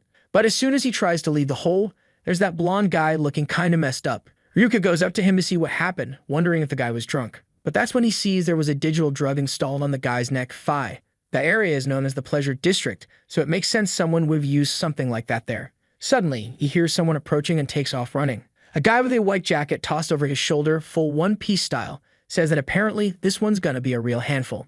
Aigon immediately notices they're wearing the same clothes as the guys who were watching our boy through the window before he entered the shop. That the guy in front with red hair says that this bastard keeps making them run back and forth all the time. He grabs the blonde guy by the neck and says the bastard ran here after stealing what belongs to them. Smacks him in the face while Ryuki is just hiding there, watching everything go down. The redhead tells them to grab the guy and take him, lights a cigar, and asks if they lost the target. The guy next to him apologizes but says they'll start tracking again and will find him soon. Apparently they're actually hunting Suzuki, says that bastard is extremely cautious. But it's all good since the client just asked them to keep an eye on things for now. The guy is told to head back to Jushin Street and keep watch. He complains that keeping watch there hasn't really helped much. The boss crushes the cigar and tells him to just do what he's told. That's when Aigon comments that this wasn't Suzuki's doing. Both of them seem to be targets right now. Our boy just asked to be taken through a path with the fewest people. A while later, he reaches a door, opens it, and finally he's alone and can get some rest. After weeks in that cursed game world, this was the first time he could really relax. He spread his arms and smiled, but then a sword came flying, nearly hitting him on the bed. Man, he reacted quickly though, already activated the sword saint and sliced off the attacker's arm. But the bastard, even while bleeding, jumped right out the window. But now Ryuki's also losing it, turning into a psycho. He's all happy the guy used an item from Yggdrasil. He jumps after him and tells Aigon to show him which path they're going to follow. Thanks to the trail of blood, at least it's easy to track. Ryuki explains the guy was using invisibility and a presence-concealing item. Basically, game items converted into real life. Our boy just keeps going and soon sees the guy turning the corner. When he gets there, the person's back is facing him, and he tells them to reveal their identity. Who sent you? Black Snake or Steel Blood? But the guy just raises his sword, fills it with money, and goes for a slash at Ryuki. He manages to dodge, but the guy's slash was so precise it left a gash in the ground. That's when our boy says the weapon seems excellent, but the swordsmanship wasn't that great. The attacker moves, and in a second, Ryuki's already behind him, grabbing his hand. He pinches the guy's hand hard, making him drop the sword. Our boy comments that now he could finally get a good look at his face. Then he laughs and says it's amazing. The former ace of the guild is now an assassin. It was truly pathetic, the state Linful Darius had ended up in. The guy's desperate, yelling at him to shut up. Now I want to see what wickedness our boy's gonna do. Will he kill him or not? What's it gonna be, kid? Linful dashes forward to grab the sword, yelling for him to die, but gets hit with a brutal knee to the chin and gets tossed to the ground like garbage once again. Our boy goes to pick up the sword, wanting to know where he got this terrifying item straight from Yggdrasil. Apparently, he couldn't use its abilities unless it was inside the in-game inventory, but even so, it was still a chunk of metal sharp enough to cut. Linful's panicking again and runs off once more terrified. But man, Ryuki just chases after him, saying that wasn't the best choice. Linful is trying to understand how that bastard got so strong and tells himself there must be some kind of solution. The kid might be strong and getting famous, but in the end, he was still just a nobody. That's when people nearby start looking around and seem to recognize Linful. They ask why there's blood on his hands. When they see the sword in his hand, everyone also realizes it's probably an item from Yggdrasil. And then some voices start recognizing the face of the famous Ryu 7017. They know he had already defeated that guy in the ghost world, so why were they fighting here in real life? That's when Linful says to our boy that the biggest crime he committed was that a nobody tried to kill a gold-ranked player like him. That was the worst possible crime, especially now with so many people watching. The testimony of a nobody holds no legal value, so what's he gonna do? Ryuka just drops the sword on the ground and tells him to go ahead and arrest him then. If what he's doing is legit, then Linful should just kill him right now. That way he'd be considered innocent. This was his golden chance. But of course, that's if he could actually do it. Linful, poor guy, he knows the kid is planning something, but the desire to kill that bastard is just too strong. Still, he's sure the guy is bluffing. And on top of that, there are tons of cameras around. You can't go through that kind of humiliation again. But greed speaks louder. This was the perfect chance for him to revive the name Linful. He grabs the sword and charges in, but Ryuki dodges, saying it's sad to see how ridiculous Linful looks with a sword. It doesn't even feel tense fighting like this. Linful keeps swinging and swinging, but Ryuki's just laughing. Fighting someone like that who used a spear his whole life, it's just funny. Linful asks how long he's going to keep dodging, but then takes an uppercut to the chin. Our boy tells him to stop thinking this is some kind of duel. He's only hitting him because he's trying to draw out that brother of his. Linful is devastated, humiliated again. He sends out a flurry of attacks, but Ryuki keeps gaining distance and dodging. Then suddenly, Ryuki stumbles over some rubble and Linful sees his chance. He jumps in with the sword, saying now he's going to pay the price for trying to humiliate him. But just as he's about to land a massive slash, Ryuki blocks it with a tiny dagger of fire. Ryuki tells Linful to be careful. Not only is he wrecking the city, but he was about to kill innocent people. The blonde asks what he's talking about, and then it's revealed that a girl had nearly been hit by his attack. Meanwhile, other citizens are fleeing, yelling that Linful has gone crazy and is attacking everyone. People are running away from him in a panic. That's when the fool realizes Ryuki had blocked his line of sight. He didn't even know what he was doing. He turns to yell at the protagonist, but it's too late. The injured citizens are recording everything, saying they'll make sure the whole world knows about it. Now what can he do, right? The guy's just standing there surrounded by cameras, trying to make up some excuse. But Ryuki says it's going to be hard to explain why he used a sword on innocent people. Linful turns to strike again, but it was other civilians, not Ryuki. Now he doesn't even know what to say anymore. He tries to explain that it was all because of that damn nobody, but it's already over for him, son. Ryuki then congratulates him, saying the useless life he led has finally come to an end, and asks, "Do you remember my name now?" Finally, that bastard seems to remember something, that time when he put a hand on Ryuki's shoulder and told him to stop with those trashy guides. He left with Cynthia in his arms, who ended up betraying him too. Right, he got completely screwed. What fool. He screams our protagonist's name, but the scene already cuts to all of this being reported on TV. Linful was arrested, and of course he had all sorts of excuses, saying everything was a setup by that bastard Ryuki 7017, but the authorities didn't buy it. Watching all this unfold is Gabriel. When the red-haired guy comes over to grab something, his expression instantly changes. Linful says that from now on, they're going to mobilize the entire Linza Guild. They weren't going to overlook any method, even if they had to shut down the ghost world completely. They were going to find that bastard and settle things once and for all.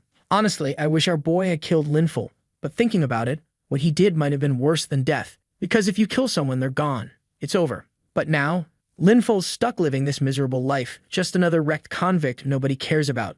Meanwhile, his dumb brother is the one stuck having to give interviews to explain everything. He tries to tell the reporters that Linfol had already been expelled when all that happened and was no longer a member of the guild. That's why he wants to make it clear. From now on, anything involving Linfol has nothing to do with Linza. But the reporters want to know if it's true that Linfol's account was deleted and whether it really was that Ryuki 7017 who did it. Gabriel just replies that they're still investigating, but yes, it seems that Guy Ryuki declared war on the guild. And not only that, a power that can delete data from a game is extremely dangerous. That's why he's now considered a risk factor, and they're going to mobilize all guilds and resources to take him down. He tells the citizens not to worry. Linza will protect the ghost world at the very end. Ah, sneaky little thing, you're trying to paint our boy as the villain now, huh?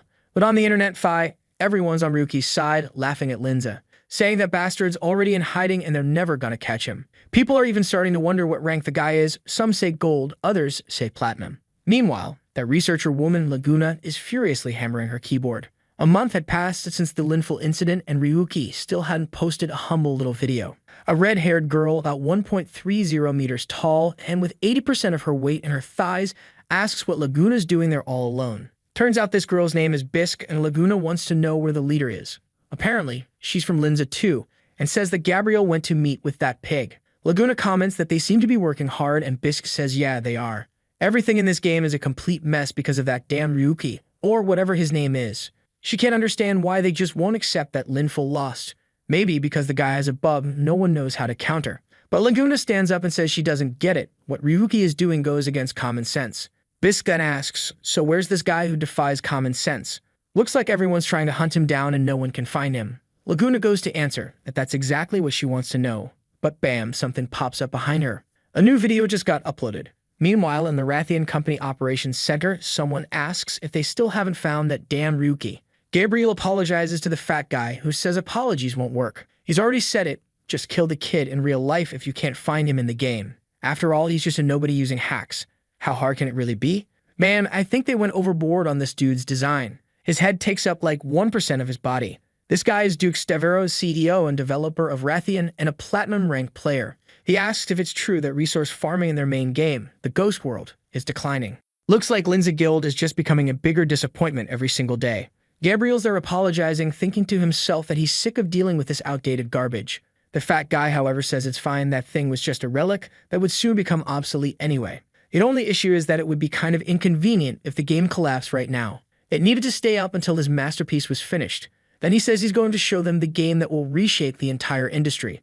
At that moment, a video window pops up in front of him. And for everyone in the city who has notifications turned on for Ryuki's channel, he just posted and it appears for them. You guys could take after those honest citizens, right? Turn on the notifications here on my channel too. Our boy raises his hands and welcomes everyone, introducing himself once again. He's standing in Minecraft-like world saying that they're calling him an enemy of society. But to him, the ones who truly deserve that title are Linza and Rathian. But no rush, because soon enough he's going to destroy the ghost world. What he really wanted to show today was what's coming next. A game called Thump Builder, which used to be a hit but was later abandoned. Usually games like that don't just get abandoned, they get destroyed. So the question is, why are games destroyed like that? He explains that there are games focused on gathering resources and others focused on fun. This little cube world, like Minecraft, is in theory supposed to be fun, while the ghost world is entirely focused on farming and grinding because that's where the fun was supposed to come from. Obviously, with games like Ghost World, once the resources run dry, the game shuts down because that was the only reason it existed. This Minecraft knockoff, however, was destroyed for a different reason.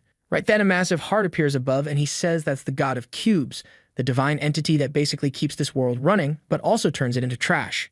Then he pulls out his sword and says he's going to show them how each world can be destroyed.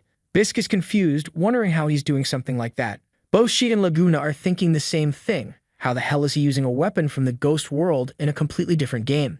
The god of cubes starts attacking, swinging first as Ryuki explains the real reason this game failed. It's because this damn god kept destroying everyone's builds. It was supposed to be a fun game, but no one had fun because the difficulty was insane thanks to that bug. He jumps from cube to cube, closes in, and asks, what happens when they destroy the thing holding the world together? He plunges the sword in, the cube rises, and he places his hand on it, explaining that when a severe, irreparable failure occurs in the system, the game is supposed to collapse. Then he activates the SSR system and uses delete. The cube begins to disintegrate and explodes in the sky. Suddenly, everything around him starts turning into a mess of pixels, and he says that now that no one's managing it, this place is going to be undone. Eve is asked if he's really destroying the labyrinth itself, and Laguna realizes he just used the same ability that destroyed Linful's spear. Our boy opens his arms and says, as you can see, if you destroy the thing holding a game together, it disappears. And very soon, they'll see the same thing happen to the ghost world. Gabriel, during an interview, had said that without the ghost world, the real world would collapse. But the only thing that's going to collapse is the greed of Hatina and the laziness of the Linza Guild. And Ryuki guarantees they're next. Man, and all this chaos just to announce that he's planning to end the game, huh? Next scene, we see a group entering a dungeon in the ghost world. Apparently, there are wanted posters out for our boy, Phi. In fact, right in front of the dungeons, there are always a few guys posted up, holding his wanted poster, checking who they'll let through. Players are starting to get pissed, both at Ryuki for making everyone go through this mess, and at the Linza Guild for making them go through this mess too. Man, the guy orders everyone to take off their gear and drop all their items on the ground so they can inspect them. That's when the guy with the helmet starts pulling out a pistol, and you already know who it is, Phi. Right away, everyone gets on alert. Only one person had that weapon. And our boy shows up, saying it must be hard for them, spending the whole day chasing him like this. He gets ready to attack, saying it's time to test out some new abilities. A little warm-up before entering the dungeon. One of the skills he got is called SR Sword Draw. Basically, he unsheaths his sword really fast, delivering a slash with a boosted chance of a critical hit. Then he switches to another sword, a blue one, and finishes off the other guy. That was the Soul Finisher sword, which always lands a critical against spiritual-type enemies. A guy with an axe comes from behind, yelling that he's an arrogant bastard, only to take a punch right to the face, son. Bro, the guy literally turned into a puddle of blood from just a punch. Our boy says this is way too easy. What were they even doing this whole month? That scene was actually a month in the future, and now we jump back to a month in the past, right after he made his big announcement. He decided to go back to the labyrinth and search for other games, since for now he'd be hunted non-stop in the ghost world. So he heads into one called Celestial Blade Online, a martial arts game. But it was too easy to beat everything there, and he still wanted more power. He needed enough power to go up against Rathian and Linza all by himself and not lose. He died once to the boss, and again and again. The old man, in-game, yells that it's ridiculous. Even after taking so much punishment, he still believes he has a chance. Because he's so persistent, the boss says he'll show him the peak he's reached. This was the Sword Demon, the final boss of that game. Ryuki punches the ground in frustration, shouting that even if this guy is the final boss, he's too buggy and insanely hard. The problem was that it's an abandoned game, so there were no real strategies and no one had even tried to fix it. Back to his usual ways, Aigon tells him to try his luck on the roulette wheel. Maybe he get a legendary ability that solves everything. Ryuki shoves the robot away, saying he's already told him that those points are for upgrading skills. But then, something seems to click. Cut back to the boss, who asks why he doesn't just give up already. He should realize how dumb it is to keep trying the same thing without changing strategy. But Ryuki walks calmly through the gate, saying he's heard that line so many times he's got it memorized. No more chit-chat. The old man better just come at him already. The sword demon calls him an insolent piece of trash and lunges toward him, saying no one insults him in lives. He launches some purple slashes and Ryuki starts dodging. Once again, he's dealing with a completely unbalanced combo attack. Then the boss gets behind him and says Ryuki talks big for someone with zero chance. Ryuki manages to block the attack, and the boss even compliments him for at least surviving. But at that moment, Ryuki had dropped a grenade right behind the guy. Looks like he came out unharmed, but while following Ryuki, the boy starts dropping a bunch of grenades. The sword demon keeps chasing him, yelling that a sicko like him won't win with some dumb strategy like that. One of the things he slashes happens to be a gas grenade. Ryuki instantly puts on a mask. But it wasn't gas, it was a stink bomb, and the boss has to cover his nose. Our boy also puts on earplugs and anti-flash goggles, while throwing flashbangs and sonic grenades like crazy. Everything explodes, and the boss in that moment couldn't smell, couldn't see, couldn't hear. That's when a bullet hits him right in the forehead. The boss drops to the ground. Even if Aigon says this was the dirtiest strategy he's ever seen a human use in a game, our boy just replies, I use human technology, grenades, bombs, flashbangs, and guns. There was no way that martial arts boss would know how to deal with all that. Just like the Black Knight, this guy was a bug, which is why Ryuki earned 15,000 points. Back in the present, he's still impressed. That sword key thing is insanely powerful. The ability itself is pretty simple. It boosts physical strength. But since it came from a bugged boss, clearly there's nothing simple about it. He waves goodbye to the crowd, telling them to say hi to Gabriel for him. The boss of this dungeon was known as Liganen, and it seemed like his specialty was being able to use aura as if it were part of his own body. What the hell, Phi? Next scene, the boss is groaning in agony. Our boy had summoned this Ramuth in its child form, a shadow creature, basically a pet that could absorb the shadows of other creatures. So yeah, since the boss focused on aura, he got absorbed. Or maybe it wasn't the boss. Maybe it was just the first creature in the dungeon. Or am I going crazy? Nope, that was it. And he's already exiting the dungeon. And obviously, the second he steps outside, everyone's waiting for him. Our boy says he thought Gabriel had retired. Apparently, the legend Gabriel Darius was planning a comeback. Ivan comments that they already figured people would be waiting, but it looked like half the server was there. Our boy asks if Linza doesn't have anything better to do than to show up with that many people. But suddenly, Gabriel pulls out a book and says he's actually there to make him an offer. Our boy calls it ridiculous to talk about offers when you show up with a mob like this. It's clearly a threat. But then, Gabriel offers him a return to the Linza Guild. He wouldn't be seen as a nobody anymore, and he even received the gold rank, something almost impossible to get. On top of that, you'd be inherited to the guild master position. Damn, the guy really offered everything. Our boy replies that apparently they're trying every trick to keep him trapped, offering him the very thing he wants to destroy in order to stop him from destroying it. Right away, he fires a shot and says, "My answer is go screw yourself." But in a second, Gabriel's already behind him, saying he understands. He attacks and Ryuki blocks it. Gabriel says he was going to celebrate, but it looks like Ryuki doesn't want to accept a great offer. So to celebrate that decision, he's going to share something about the St. General Hospital, the place where Ryuki's mother died. Her death wasn't from natural causes. Ryuki shoves him away and says he's not fallen for something that stupid. Gabriel responds that Ryuki can check it himself if he wants, but his purpose here is already done. He's actually more interested in the skills and items that shouldn't even exist in this game. Then he says goodbye and tells Ryuki he'll be waiting at the top of the tower. The bastard starts flying, saying that, of course, Ryuki will first need to deal with all the other players. Man, he really flies off, and there's a whole crowd out there. Looks like a day in football stadium. Gabriel announces that whoever kills Ryuki will get the same offer he just gave him. Obviously, the crowd gets hyped about it. Gabriel knows the kid is extraordinary, but there's no way one person can beat 1,000. But before he can even finish that thought, bodies are already flying in front of him. He looks back, and a laser is coming straight at him from Ryuki, who tells him to stay right there. Bro, this asterisk sword just keeps getting bigger. It's a damn cannon now. The poor guys who got hit are in shock, saying it can't be possible that hundreds died in the first strike. The blonde girl insists they still have enough numbers to bring him down. Another volley of arrows and spells is launched at our boy, but from the look on his face, you already know nothing's gonna happen. The explosion hits, and in the smoke, that's where he should be. But he's gone. The players are confused. It looked like he used a return stone, but those things take 10 seconds to activate. Gabriel lands back on the ground, confused that Ryuki still had another trick up his sleeve. It was fine that he got away this time, but next time, something like that wasn't going to happen again. Our boy reappears in another part of the forest. He had used a teleportation skill. He had 5 save points, and the cooldown time was 1 hour. Man, our boy pulls up the skill list, and the thing is getting massive. The latest additions were Ancient Level 1 and SSR Limit Break. But he's pissed, saying that's way too little. This past month, he'd been working non-stop, saving up 1,000 tickets, and that's all he got. Igon says he should at least be happy he got something, but now he's curious. What's the next step? Ryuki says, obviously, it's time to start the core of the game, the tower. Man, I love tower games. Who doesn't, right? Climbing floors, good stuff. But before he can head to the tower, our boy has to clear multiple dungeons, and he's breaking records in every single one. People are getting nervous, asking what the hell Linza is doing because they're losing everything to this kid. Some comment that, as always, he's probably abusing some weird bug. That's when a red-haired guy yells that Ryuki was spotted in a nearby dungeon. But the crowd's not really in the mood to chase him. They say he was just spotted in another dungeon right before that one. By the time they get there, he'll already be done and off to the next. The NPC behind the bar asks if the guy isn't going to go hunt him down. The guy in armor thinks it's strange. Why is an NPC interested in that kind of info? The bartender answers that it's just interesting to watch a kid being hunted by dozens of guilds while taking out every other player. The guy with blue hair asks if the old man's really okay with all that. After all, the kid's trying to destroy the very game they all live in.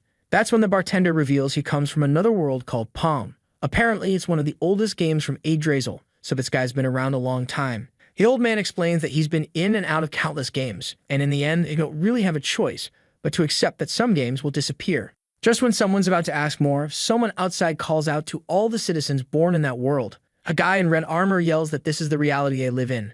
They were born in this place, and they're going to die here. That's why they need to unite and wipe out the invaders and take back their land.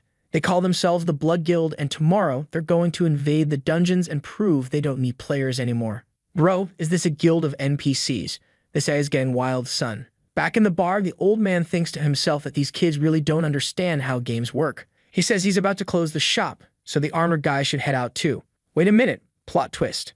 That guy was Ryuki in disguise the whole time. And the little bear reveals to our boy that this NPC group is being led by someone named Kugan. Apparently, they've already challenged countless dungeons over and over again, but this time, they're saying they'll conquer. Now I'm confused. Do they want to conquer any dungeon or the tower itself? Aigon chimes in, saying that since they're NPCs, this is basically suicide, because they can't be revived when they die. Our boy asks if it's actually possible that they found a way to conquer that place. Aigon replies that yeah, it might be possible, especially since HS seems to be in contact with their guild. Our boy remembers the only woman in this entire world, you know who, Phi. If she's made contact with those guys, it's probably some bug nonsense again. Right away, he starts disguising himself again, saying he's getting a bad feeling about this and is going to follow them. Scene changes to the Predator's nest. The whole group is advancing, while our boy hangs back, wondering why so many people are coming along. Aigon explains that the 4-player limit per dungeon only applies to players Phi. For residents of this world, they can bring as many as they want, since for them it's literally just a cave. But Ryuki thinks that doesn't make sense. These guys were way weaker than even the weakest players, so how were they supposed to fight? That's when a red scorpion charges in to attack, and the Knights Phi, instead of defending, they all dodge. Kugan, organizing the formation, orders the front line to step back and the second row to go in. Now these Phi, these are real players, man. These guys were risking their lives. This was what you'd call a hardcore dungeon. Ryuki is impressed for a bunch of NPCs. They were really well organized and moved with coordination. Too bad they probably wouldn't do any real damage. But that's when he notices something strange. The tip of one guy's spear looks bugged. All the attacks were piercing way too easily. Aigon quickly points out that it's the same pattern from HS Dagger. If they could capture one, it might be able to analyze the structure. Looking at the chaos this has turned into, Ryuki starts thinking that dealing with NPCs might be even harder than with Linza. The worst part is, even though the NPCs are packing overpowered weapons, Phi, a hit to the chest, still opens a crater, and the guy, obviously Phi, is in a critical state. He's going to die. Ryuki asks what really happens to an NPC's data when they die. Aigon explains that basically they're reborn in a different form, kind of like reincarnation. But only rarely do they retain any memories from their past life. So yeah, some NPCs end up escaped. Looks like this whole thing is a simulation. Wait, what if we're in a simulation too? Ida, Rapaz. Then Kugan pulls out a dark-looking potion and tells them to give it to the wounded. As soon as it hits the NPC's mouth, Phi, it's like Ryu-tier healing. The guy's instantly back to full. Our boy's just standing there watching like, these bastards just keep pulling out item after item more suspicious than the last. Now he starts to feel a strange unease along with a dark aura, maybe thanks to his boosted intuition. Everyone's cheering, saying that person told nothing but the truth. With those spears and potions, they'd survive and get the job done. But then a bald guy holding a spear asks why that player gave them all this stuff. Kugan replies that not all players are enemies. Still, the true intention behind all this is clearly using the residents as pawns. But of course, they're not going to just sit there and be used. Once this is over, they plan to flip the game and take control of everything. Time passes, and Kugan announces they finally arrived. The final boss of the dungeon, Phi, the post-McDonald's version of Beru. No hesitation, they charge in with their spears, but the monster phases into the ground. Our boy is hanging back, analyzing the fight and studying the patterns.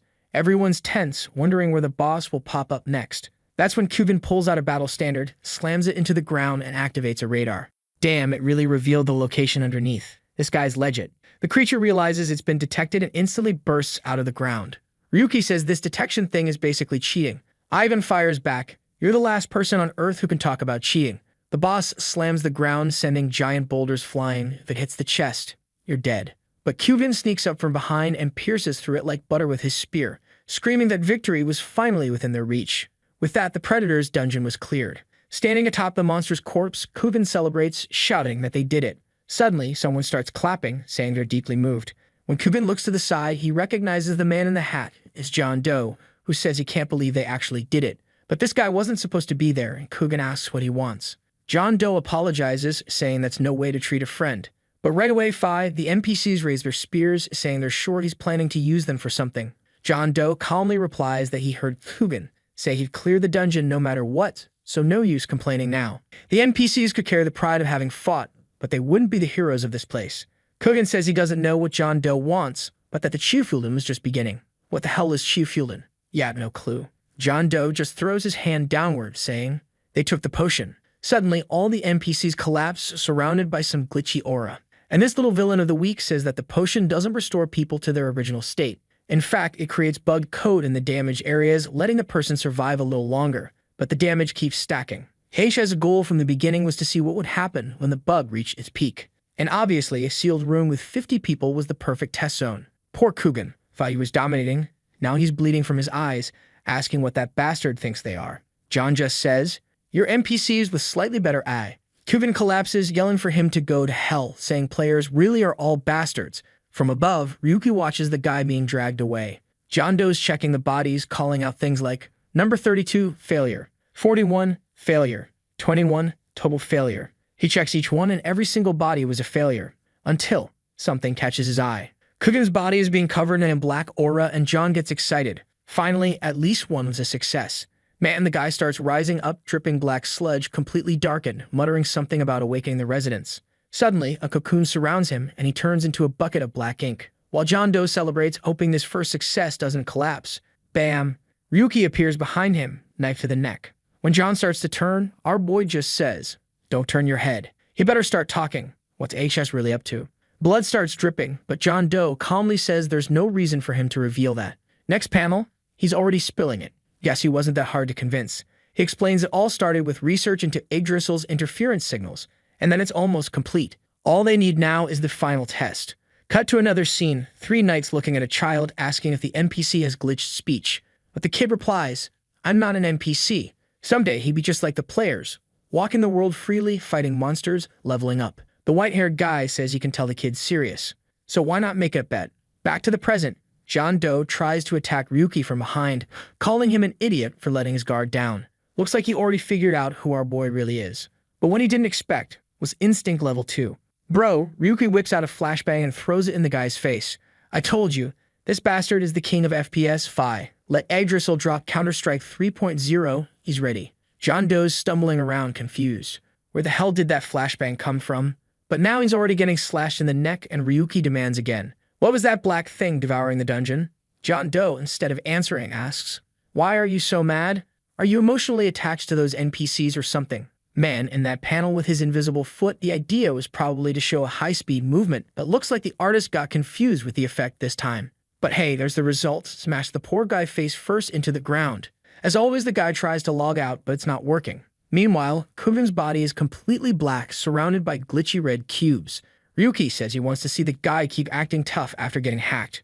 Better start talking soon, or he's gonna vanish. Someone tries to stab him from behind, but Ryuki just fires a bullet, saying this is pathetic. Even Ryuki is impressed with how level 2 perception lets him sense danger before it even comes. But suddenly, John Doe looks shocked and tells Ryuki to look behind him. Kugen is coming up from the back, stretches out his hand, and launches a barrage of dark energy. Ryuki's forced to fall back, wondering how this bastard is still alive. The attacks are hitting John Doe's arm, and the guy is literally disintegrating, turning into slime and pixels. Just one touch, and it was corrupting his entire arm. John starts to log out, saying he's screwed because of that damn bug, but he'll make sure Ryuki pays for all this. Aigon explains that he didn't really log out. He used some kind of dungeon escape function, the same one that let him show up there in the first place. Before Ryuki can say anything, Kugen hits him with another attack. But man, Ryuki solves it quick, landing a clean shot right in the forehead. Doesn't look like the boss lasted too long, huh? Ryuki finds it interesting that Kugen is still alive even with a hole in his head. Despite his human appearance, he was just a bundle of bugged code. Seems like Kugen's having flashbacks, back to when he was holding a wooden sword and someone yelled at him for being too slow. It was that mate from yesterday saying that if the boy landed even one hit, he'd take him on an adventure. Then his mom showed up, saying she'd been looking for him all morning. Told him to go chop some wood. But he replied that he didn't want to do boring stuff like that anymore. The people outside were waiting for him. Then man, he slashes her neck. Her body drops like trash, and the guy crouches down saying, "Finally landed one." The NPC had been holding the item for the next dungeon. Kugen, horrified, asks why he did that to his mother. But the guy just looks confused. He thought the kid was gone. He explains they were just in town, waiting for the NPC who carried the crystal to show up. Kugen, desperate, still doesn't understand why she had to die. Back in the dungeon, Ryuki has secured the black spear and the antidote, everything needed for analysis. Looking at Kugen's decaying body, he asks if he's got any last words. He says he'll listen to his wish before he dies. Kugen says he will never forgive the players. And in that moment, he curses them all. His body begins to explode, releasing dark energy throughout the cave. Ryuki fires again, but Phi this time the whole place blows up for real. When the dust settles, there's nothing left of the guy. And Ryuki reflects, maybe they were alike. Maybe, if he were still alive, they could have gotten along. He just hopes that in the next life, if the guy's born into a better game or a better labyrinth, Sometime later, he's asking 55 how the data analysis he sent is going. 55 replies that it's interesting data and he's going to investigate this John Doe. Ryuki says that the time-consuming part has finally arrived. It's time to climb the Demon King's tower and finish this world's content. In front of the tower, there she is, Bisque. Or is it Bisque now? Damn translators hate when they keep changing the name every time. She's standing there angry because instead of climbing the tower, she's stuck guarding it. Alright boys, this one here, that's Nor, finally making her entrance after 27 chapters. A proper badass stepping onto the stage. Sure, we had Cynthia, but let's be real. We just want our boy to kill that damn snake already. Her name is Nor, and she says there's a 90% chance Ryuki will show up at the tower sometime next week.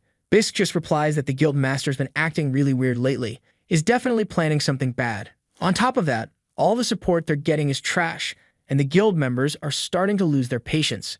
Nor tells her to stay calm. The world's a mess right now. Apparently, the NPCs made a dungeon, but it bugged out and everyone died. Now the players think NPCs are a threat, and obviously, that's just escalating the conflict. Because of the bugs, all the info got wiped, but of course, people are already saying it's Ryuki's doing. She heard all that from Laguna, who kinda sees Ryuki as some new god or something. Nor even admits that having Ryuki on the team would make clearing these raids way easier. But Bisque says she'd rather stay away from someone who can delete characters. Suddenly, her expression changes when someone asks what that kid is doing there. Oh my god, the dude with 2 swords on his back is named, get this, Explosive Blade.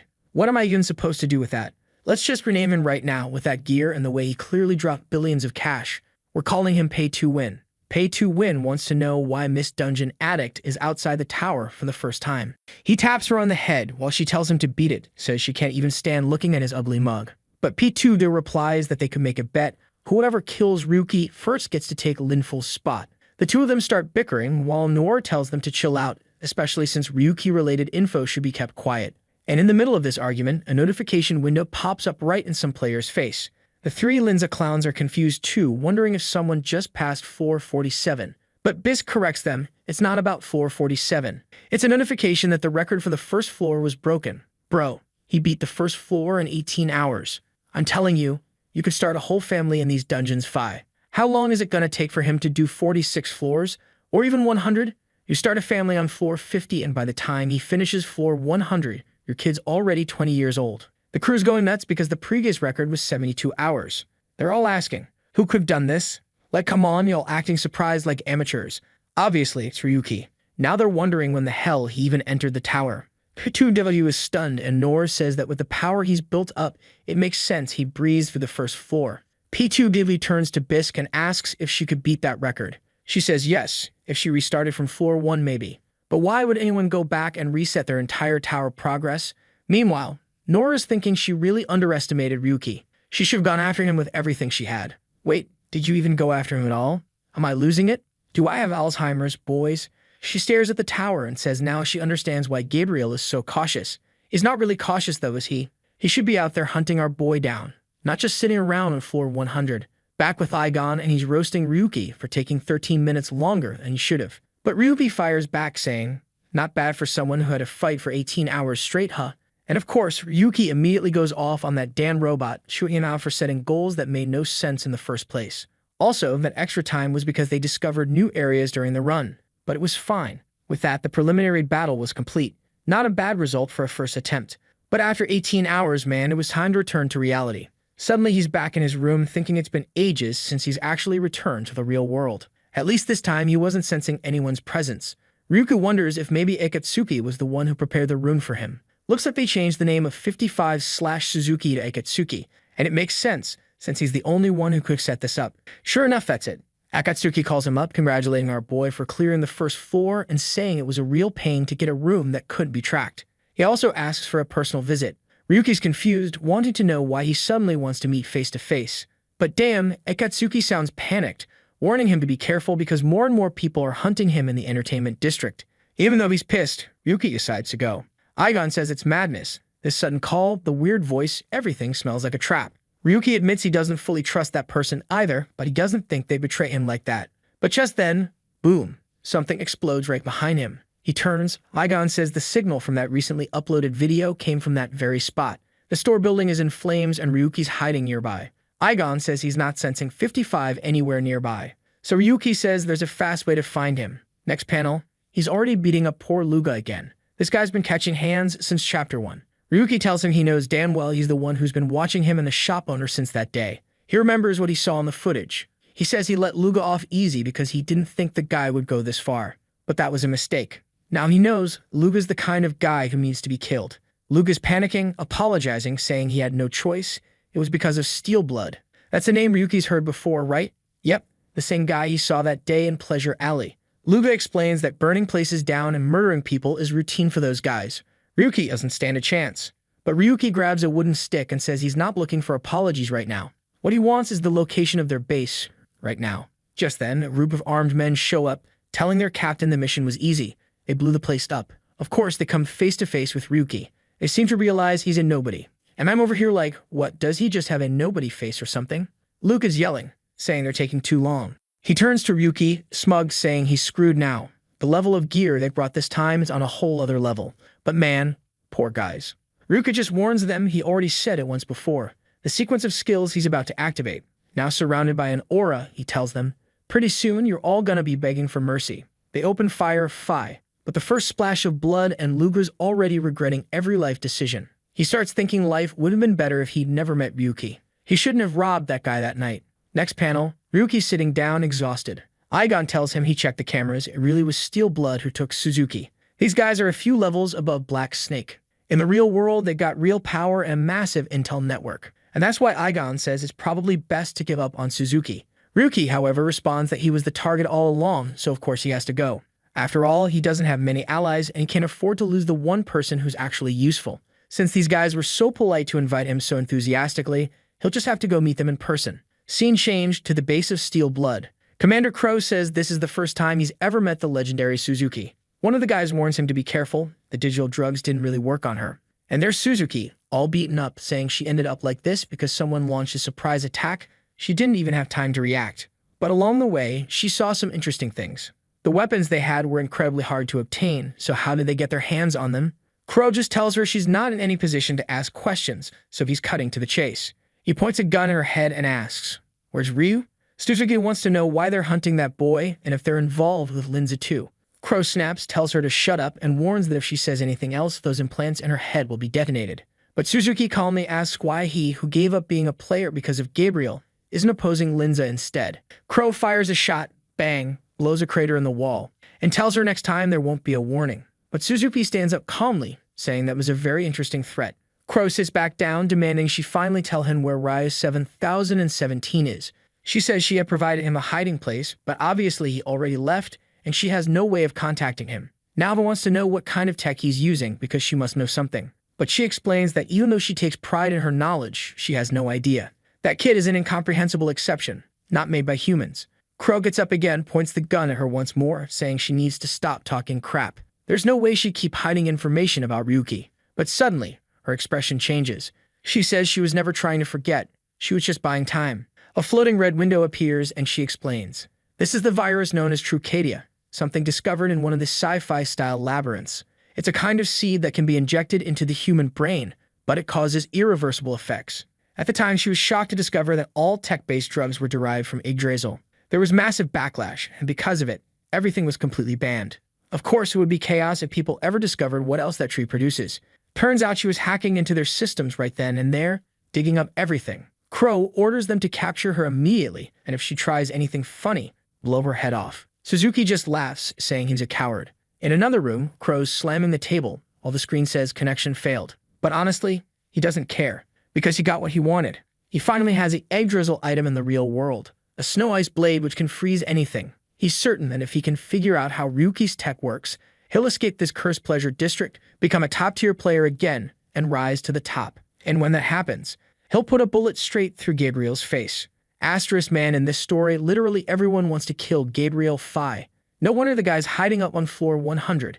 Now it makes sense. Suddenly, there's a commotion outside. Suzuki starts radiating a golden energy, smiling as she says, "Life is all about survival." Next thing you know, heads are rolling and everyone's scrambling to flee. Smoke fills the air and Crow manages to shield himself with the sword. But right in front of him, a whole wall of surveillance monitors lights up. And there's Suzuki on the screen, saying, "This must be quite fascinating, huh?" The only thing she had blown up was the puppet's body. Her consciousness and brain were hidden in one of those drones. He calls her trash and she replies that she doesn't want to hear that from someone who makes a living selling drugs. Then the robots split up and she says it's time to play tag. He slashes a few, but the others move off easily. The rest of the goons arrive asking what happened, and right away he tells everyone to start hunting down those damn drones because that girl Suzuki is escaping. The problem is, obviously, she easily escaped outside. So he activates Hunter's Eye, which allows him to locate targets in the area. The guys start using cake weapons and lightning weapons to destroy the Big Brother cameras. Because of that, the drones keep crashing to the ground. We see one well hidden off to the side. Crow approaches and says that apparently the real one is hiding like a rat. And at least for Beneza, this is the first person who's given him so much trouble, besides Gabriel. He fires a shot, but obviously the barrier does nothing. Then he says he's going to stab her with that freezing sword and make sure she suffers as much as possible. The blade slowly moves closer and the drone starts freezing. For some reason, I feel like that's not the real one, you know. He freezes her completely in a block, drops the sword above, and goes in for the finish. But wait, our boy shows up to save the day, so I guess it was the real one after all. And Ryuki asks the guy, "Do you have what it takes to deal with my rage for messing with my ally?" He asks about Suzuki's condition, and Igon says she seems to be in hibernation, but she'll be fine, easy to recover later. Still, our boy's shocked. His so-called ally had basically become just a camera. It was hard to even call something like that human. Just then, more goons show up and Crow says they've got to defend this damn base. This time, the guys are all armed with Yggdrasil weapons, 5, so it won't be that easy. Then Ryuki says that earlier he was in a hurry, but now he's going to deal with this. Except he had just broken a mini-chip under his shoe. When Ivan tries to warn him to be careful, it's already too late. 3 attacks are already on their way. An explosion hits, but man, the guys are already all defeated. Ryuki's there stroking the neck of the last one. Crow can't believe it. Even after catching the kid off guard, they were all taken out so easily. Then, Crow suddenly changes his tone. He says, "I have no idea who you are, kid, but the orders came from above, so I'll allow you to leave unharmed." But obviously, that lame excuse wasn't going to work with our boy. Then we flash back to that day. The day Ryuki found out his mom would die because he lost his position and wouldn't have enough money to pay the hospital bill. Man, her body would be kept at the hospital for 3 weeks, and he'd have to pay the fee to recover it. She was already dead. Otherwise, after that, her body would be chopped up and sold at the city auction. The guy warned him, researchers, collectors, and perverts would buy it. What kind of messed up world is this? Even I'm mad now, Phi. Our boy's digging in Minecraft, trying to calm down and forget what they told him. Right after that, he ran to the Minecraft mines to farm Phi. He needed money to get his mom out of there. First, he'd deal with the funeral, and only after that, accept reality. That's when someone showed up behind him and told him to wake up to reality. That even in 3 years, he'd never earn enough. So why not volunteer for a very interesting experiment? He pulls out a chip, saying it has all the security data of the city, and with it, he'd be able to infiltrate the hospital and do whatever he wanted. Sure, it was still in its early stages, but it was a great opportunity. Staring at the chip, Ryuki thinks it's madness. That hospital is extremely secure. Hacking a place like that wouldn't be easy at all. But with no better option, he decides to check the files. As soon as he opens it, he can actually see the entire city, all the data, access passwords, everything. In that moment, he's sure he found a way to get his mom out of there. Man, this is the first time I've seen a protagonist have to work so hard just to save the body, you know. It's not even about saving the person anymore. Next scene at the hospital, one of the doors opens. One of those corpse freezers, I don't even remember the name, is empty. Our boy is carrying the coffin for the city Phi. After a while, he collapses in an alleyway but smiles, saying that he finally made it happen. At least, it was a miracle. Really, it was all thanks to that weird chip. Obviously, he's still suspicious of where all that data even came from. Then, bam, he looks back and his mother stands up from the coffin. He jumps back, shocked, wondering how that's even possible. He goes in for a hug, and that's when someone shows up, clapping. What the hell? Cynthia and Linful appear, telling him that now all he has to do is come back to the guild. Is this a dream? What the hell is going on? I'm confused. Cynthia apologizes, saying now they can go back to the guild together. Yeah, something's definitely off here. His mom starts fading away, and he has no idea what's happening. He looks to the side, she's gone, and suddenly he's somewhere else. The guy behind him says that he woke up faster than expected, maybe even had fun. Of course, the test version would end quickly, and obviously, this experiment would come at a high cost. The boy looks confused, so the guy explains that the chip he used was actually a drug. He has no idea what the kid saw, but it must have been a mix of hallucinations and delusions. Man, what a bastard, he gave our hardworking Minecraft boy some tech drug just to get him addicted. But our boy's sense of justice kicks in hard, and he punches the guy in the face the moment he offers more. Too bad that back then, he had no strength. In the next scene, he's getting beaten down and kicked out. The worst part, he starts wondering how much time had passed. Back at the hospital, he finds out it's been a month, and the auction already ended. Oh my god, Now I want to destroy this whole damn world, blow up Yggdrasil, kill Linful, burn Crow, everything. Back in the fight, Crow can't understand how he's getting pressure even while using an Yggdrasil sword. He leaps toward our boy, saying he'll end this nobody. But Fi, our boy, already has a blade at his neck, saying, "You might not know it, but I've got reasons for what I'm about to do." Crow backs off, coughing and stunned, while Ryuki says it's shameful that a leader is this weak. But the clown replies that now he's going to show the true power of the Snow Ice Sword. The floor begins to freeze along with all the other subordinates, turning them into popsicles.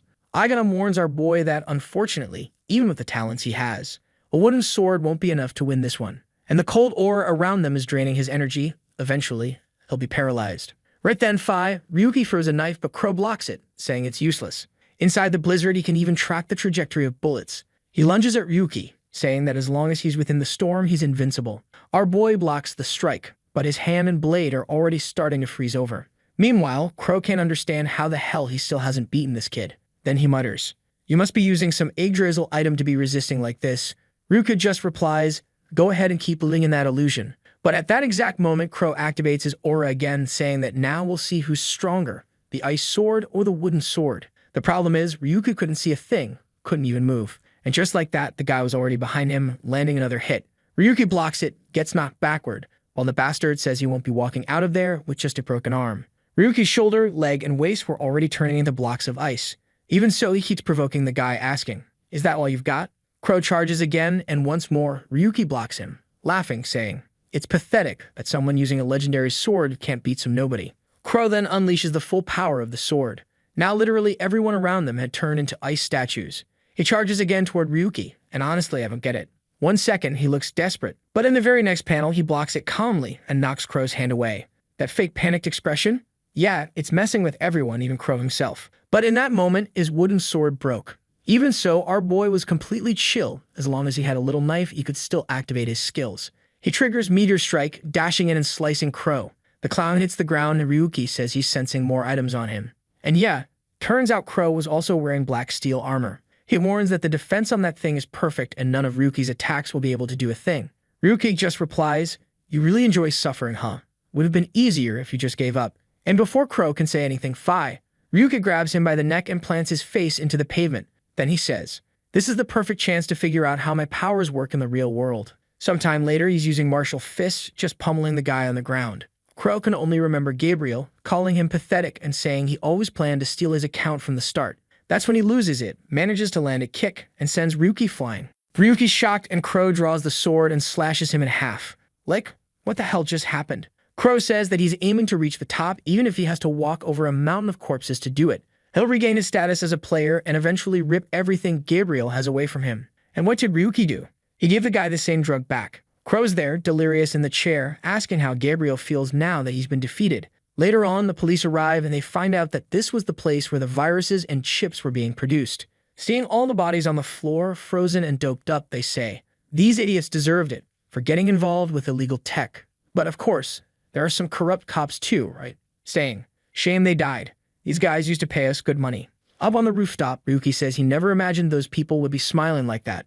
Ivan comments that now, with those guys out of the game, Ryuki will definitely be hunted even more. Ryuki said it's all good. His only real concern was getting a like on that. And do you remember how the last chapter ended right after Ryuki had beaten everyone inside the warehouse, leaving them all frozen, and the police arrived to collect the bodies? Yigon warned that now, with everyone dead, he would be watched even more closely. The protagonist responds that he knows, but there's something he's very worried about. He then remembers the man lying on the ground saying, "What do you think of SEN? I told you, I'm the guy who's going to make it happen. Choosing me was the best decision." The protagonist has no idea what this SEN is, but it seems to be related to the Yggdrasil items they brought there. Now he wonders if Linful and Darius also managed to get items from this SEN. In the next chapter, he finishes researching what it is, but Yigon says there's no information about SEN. The fool has to hide in the basement because Akatsuki is the one who destroyed the place he had to hide. The problem is he doesn't have any information about it and should also be focusing on the Demon Tower. Then a woman who looks like a child appears, saying hi to our protagonist, who asks if she's Akatsuki, and of course, she is. Yugen says, "Wow, it's creepy how human-like she is. Such precision is beyond my understanding." The protagonist, however, tells him to leave the cybernetic interests aside. He wants to know what happened to Akatsuki's voice and way of speaking. Did something break in her personality? She says she only did it to get closer to him. The weirdo, or the weird one, you can never tell, asking if that's his preference. Better for the protagonist not to seek a relationship then, or soon the fool will be in jail. I'll call her she because I'll get confused if I keep saying he for a girl. She then throws herself on the couch and says he's a pervert. The protagonist, however, responds that he has no sexual desire for her, especially since her appearance is artificial. But what's this? She's arguing back, claiming that this body is original. She created it through blood, sweat, and tears. He's confused, asking how it can be original. She explains that it's a simulation of the body she would have had if she hadn't died, if she had grown up normally. This body, in fact, is what she really calls 0 to 0. However, it's more like an unattainable illusion, a dream she'll never have. The protagonist is sipping his tea, not caring about her sad story. However, she warns that this body here is on a completely different level from the other prototypes, and he's the first person to see it, so he should consider it an honor. Ryuki questions, "So, am I always going to see you in the 0 to 0 body now?" She replies that's not the case. That's because if she stays in the 0 to 0 body, she feels empty. He doesn't care, serves some tea. "Here, have some tea. Don't annoy me, woman." He explains that he learned to make tea from his mother and even knows the exact temperature to extract the perfect flavor. When she says she likes it, he's surprised, asking if the cyborg really has the ability to taste. She tries it, telling him not to annoy her, and then comments that after the situation where they discovered the entertainment district and the police were well connected, things are only getting worse, and now they won't be able to hide the illegal items they possess. And she wants to know if Ryuki knows why these items are considered illegal. The protagonist imagines, "I don't know, they go against social order," or "I have no idea." However, she says the reason is simple. It's because Dia decided they were illegal. She explains that this person is actually an invincible authority. It's the kind of being he wants to become. The protagonist gets excited. If he could become something like that, it would really be worth ranking up. He says it's a surprise that he's not really afraid of something like that. But the problem continues to be SEN, and she heard that this organization appeared in the entertainment district and made a certain proposal. For this proposal, there was a great reward, and that reward was Yggdrasil items. Ryuki thinks that this wasn't enough information. What was the purpose of these people, and why did they have so many Yggdrasil items? Then he stands up, saying, "Not just gays, but this bunch of individuals, now this SEN. I'm getting a headache. The way is to go forward and solve it little by little." She responds, "Well, I know we don't have much to do until we deal with these people, and that's why I have a certain idea." The scene then shifts to the Minotaur, falling to the ground, there in the Demon Tower, 10th floor. The blonde guy says, "Wow, the monsters here are really strong." And the friend next to him says something is wrong, they're very strong, but at least they're appearing one at a time. The leader named Agos responds, "It's okay, we're just going to kill the boss and move on to the 11th floor. While they go ahead, there's an idiot coming, carrying the backpack. "Look, he reminds me of Nag, remember that work we did? Where he also carried the backpack." Sometime later, they sit together and are commenting on Ryuki, who everyone is talking about. The blonde guy asks who this is, and the friend says, "It's Ryuki 7017, the one who's trying to take down WAP." The blonde guy says, "That's just marketing. Those videos are fabricated, as if there's someone that strong." The friend sitting, however, warns that if they could take down someone at that level and with that fame, they would become very famous. The knight replied, "Well, if he was on 9 before, he must be reaching 10 now. What if we meet him before taking down the boss? It would be perfect." The backpacker, however, says, "Guys, why are we going to fight him? What if he's really strong? That's not part of the plan." But obviously, the men are eager to get beaten. And Ego says, "You trash. Do you think I'm going to lose to that unknown guy?" The friend tries to argue that even Linfell lost, but gets a kick in the stomach. The man starts to humiliate, kicking him, saying that Linfell was nothing more than a scarecrow from Linza. He was trash with no experience in this world. While the damn backpacker is in his group, it's good to start respecting everything he says. Then he lets the boy go and says he's annoying. They were supposed to go to the boss and resolve this business before this trash, who only serves to carry items, tests his patience even more. With that, the door starts to open and the team finds themselves in front of the entrance. The man is carrying the backpack and everyone comments that it was very quiet. One of them comments that the boss was supposed to be a giant minotaur with different colors. The backpacker is about to say something strange, but Agos, once again, tells the idiot to shut up. However, in the middle of the humiliation, suddenly a bunch of errors start appearing on the screen. Wow, it seems they recognize it as a death game error and everyone is running for the door. When the two in front look back, there's a minotaur screaming, "Poor backpacker." The obvious is going to happen. The monster steps, he managed to dodge, but the friends went out the door and obviously got a kick in the chest and he was thrown far away. Agos thanks for the time he's going to give everyone while the poor guy cries. This here is the perfect beginning for a new manhwa. The backpacker, abandoned by the team, returns as rank SS. The idiots are saying, "That was close." while the girl on the left wants to know why this had to happen right now of all times, not to mention how they're going to get out. They have to kill the boss. Agos, however, says that actually, this was all perfect. He's sure the next person to open this door will be Ryuki. And there's the protagonist killing another one and telling Yigon that soon they'll reach the boss. And a panel later, we're in front of the door. While Yugon says the idiot is saving too much, he didn't use a ticket. Ryuki told the idiot to stop being addicted to gambling. Enough with using tickets. He's going to save as much as possible. The next chapter comes from the story of the backpacker. In theory, this was supposed to be that friendly image, like they were nice before, but the trio has a psychopathic expression on the first day. Even though they're saying, "Don't worry, friend, we don't need anyone for combat. Join our group. Let's conquer the tower together." But in the end, he got kicked and was thrown in front of the Minotaur. While the men outside were saying that finally, he was going to be useful for once. The poor guy is running, telling himself that he always knew he was trash for the group, but he never imagined he would be abandoned like this. The error code was 666, known as the death game. This was a kind of bug zone where you can't leave the game and the connection is extremely unstable. If you die, it's game over. He needed to at least get out of this zone. But my god, he got hit by an axe that exploded on the wall. I don't know how he wasn't cut in half, but it's over and he's about to die. It's like Sung Jin-woo waiting for death to come while saying he doesn't want to die there. He wants to get up and escape. Wow, but he hesitated, wondering if he escapes, what would change? He was a weakling destined to have nothing in this life. But in the middle of the crying, an attack hits the monster's chest. Ryuki arrived with his sword, saying you can't take down one this size just with shooting. Not to mention the accuracy is bad, it's time to get closer. Yigon then says, calm down. There's error 666 here. This is the same error that happened when the wrath of Yggdrasil appeared and the entire labyrinth became unstable. The protagonist thinks this is the reason countless people have already died. And Wygon says at the moment it's the perfect chance for him to roll and get some new items, get stronger. The protagonist already said, you idiot, you don't care if I'm going to die. You just want me to spin this. However, the protagonist sees the boy and says, what are you talking about? Your team died and you were abandoned, or were you waiting there to ambush me? What's this? Accusing the boy. He tells him to answer quickly, because he must know that this is an error zone. He put the gun to his face and the idiot replied that he was with his group now, but they abandoned him. That's because I'm weak and useless. The protagonist remembers, wow, I was a filthy weakling too. Suddenly, it's going to turn into friendship. Friend, if you survive, what do you want to do? He sees that the boy wants revenge just like he wanted before. Ready, let's create a new slave. He's already smiling and he says, well, stay in a corner and I'll finish this here. After all, if you die, your whole life will have been for nothing. He approaches the Minotaur, saying that, besides, this creature here is his prey. Meanwhile, outside, people are looking at the map and seeing that the backpacker is still alive. Really, the idiot had talent, considering he had no skills. Agos responds that no, he must be hiding while Ryuki is fighting the boss. Anyway, they're already in there, knowing that soon the error will disappear. It will be at that moment that they will launch a surprise attack. And in the end, they will finish everyone and laugh in the end. Inside, the Minotaur raises the axe and the system warns that this was a creature from the ghost world. The Minotaur, with a bloodline of giants. The attack hits the ground and sends a crater in the direction of the protagonist, who is impressed. The idiot not only endured a lot, but also managed to easily finish him off. And with that, the axe is almost hitting the head. He manages to take a quick step, steps back, and dodges. While the kid in the background is in shock, he was going alone against the Minotaur face to face. The protagonist thinks that so far the pace is good. If he keeps things like this, he will eventually win. However, a lightning bolt appears on the Minotaur's horn, showing that he was moving to the second pattern. After the count of 3 seconds, he lets out a roar with lightning striking the entire room. In fact, it was a count up to 10. The protagonist is dodging. The problem is that almost everything is passing close and he got hit on the shoulder. The problem is that this thunder attack was completely random. If it weren't for the high intuition he has, he would have received several. He needed, however, to just hold on a little longer. The problem is that the Minotaur was sending a sequence in his direction, and now the ground behind him was destroyed. He sees that there's nowhere to escape and 40 seconds of thunder have already passed. My god. Finally, 40 seconds and it's stopped. 40 seconds of random area attack is insane. In RPG, that would be very good. The backpacker is scared that he managed to dodge it alone. While the Minotaur, however, comes once again approaching. The protagonist says that everything so far he already expected. The question, however, is if he really can block the third pattern. The instincts were telling him to leave, that he wouldn't have any chance. However, for him, this was the moment to put everything on the line. Yugon responds that he understands his reason, but really, the situation was complicated and dangerous since the error code was activated. The protagonist, however, is completely ignoring it. Wow, you should have played in the auction, get new items. But too late, because the Minotaur comes for the final attack and the protagonist says that now there's no escape. He strikes, the protagonist starts being thrown away, stones everywhere. In the next chapter, we see a little before. When the protagonist was facing, the axe hit squarely, explosion. The The backpacker there scared, thinking he was crazy. Even though it was a low floor, this was a boss and it was much stronger than any player. Not to mention he was alone, even the top rank of the ghost wouldn't have chances. And this red cut wasn't something you should block. The strategy is usually to dodge and people revive whoever dies. He, however, was wanting to withstand the attack. The protagonist is on the defense, but falls to his knees while starting to activate an ability. Then he says, "So far I've gotten several items and abilities from the boxes, but this one was the worst of all." Yugon asks, "Calm down. Are you talking about the SSR item?" And the protagonist says yes, it was an ability that allows you to evolve the item until it reaches the Yggdrasil stage or the next level within a time limit. It was this limit break ability, which from what I understand, during 5 minutes, his Sword Saint ability went from SR to SR++.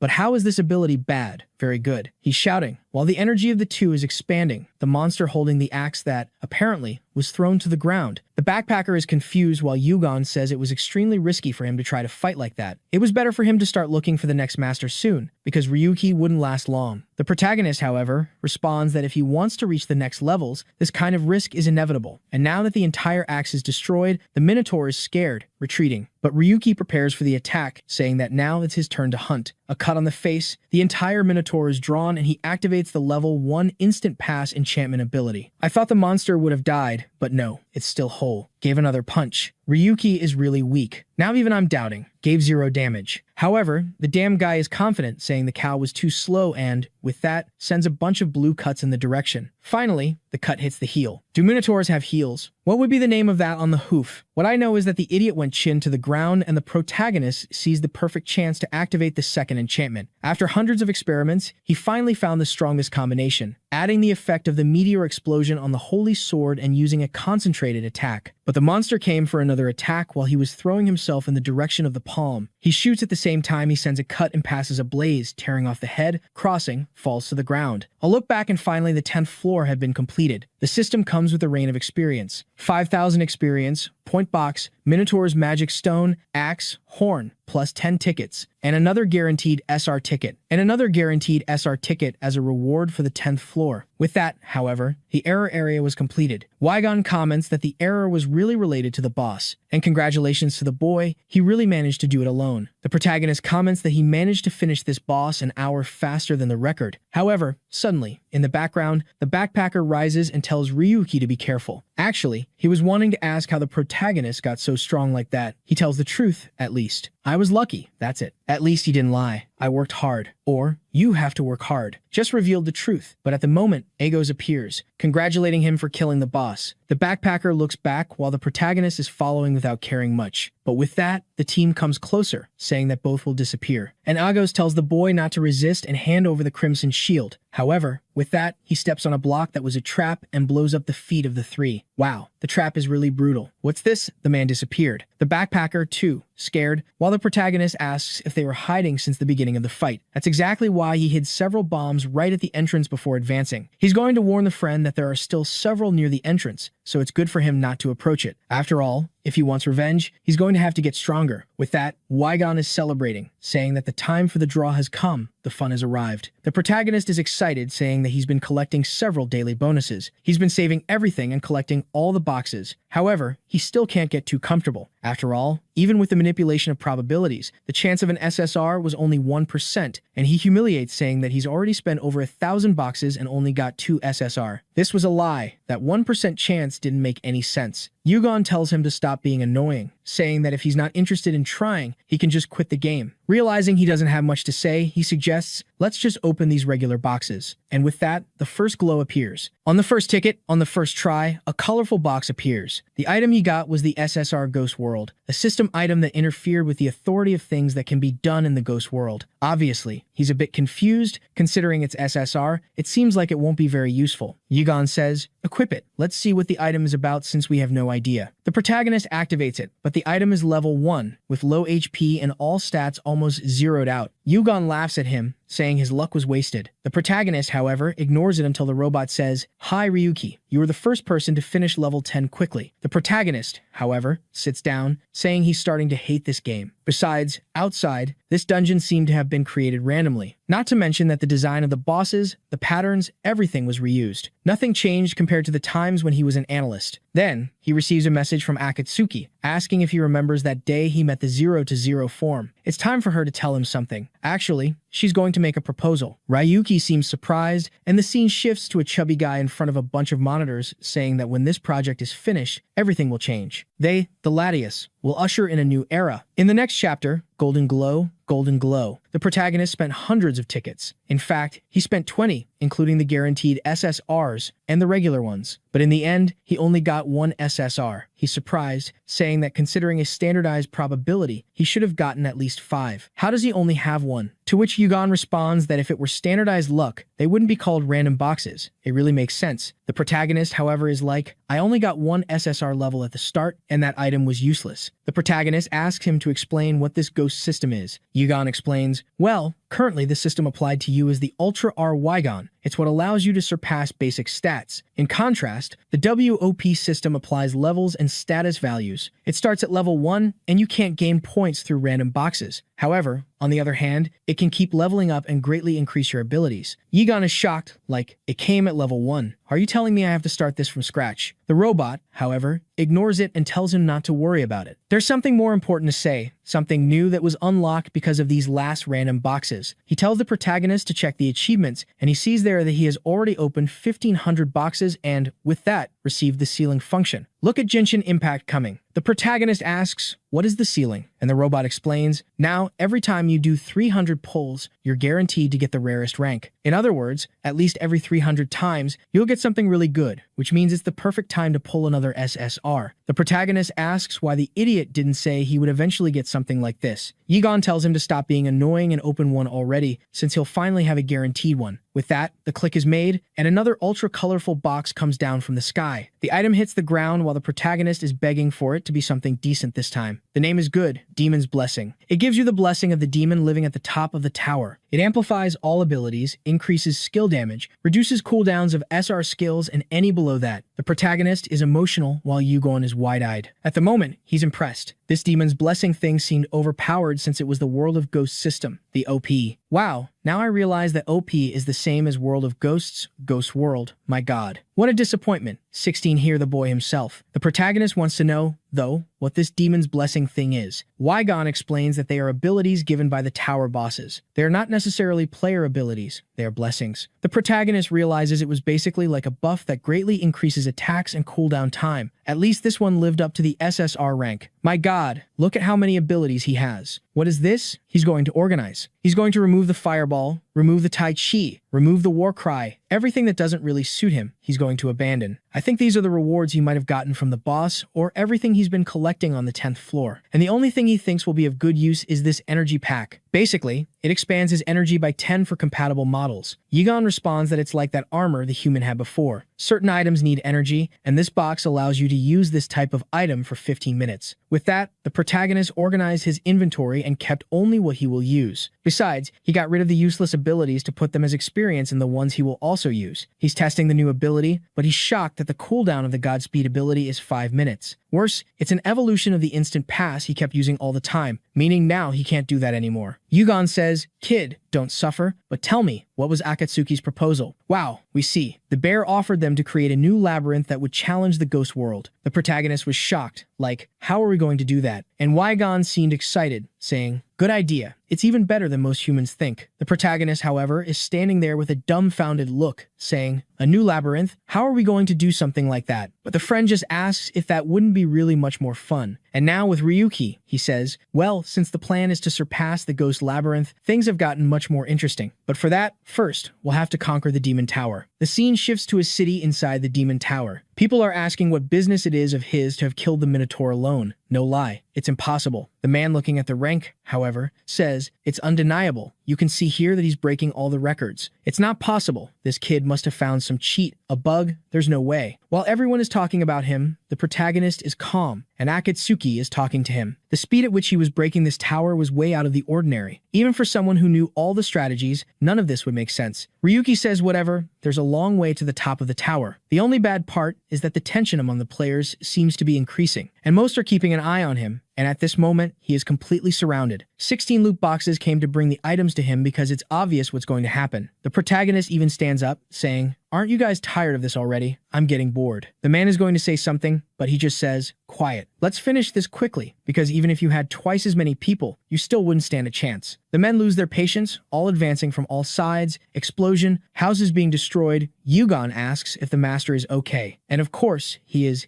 calm, saying that, as expected, these poor guys can't do anything beyond some simple attacks. Apparently, they're wanting revenge for some reason, but it's weird. He's already been attacked by hundreds of players, but none of them came back for revenge. Wow, he stole the man's sword, who tells him to let go and asks what he's going to.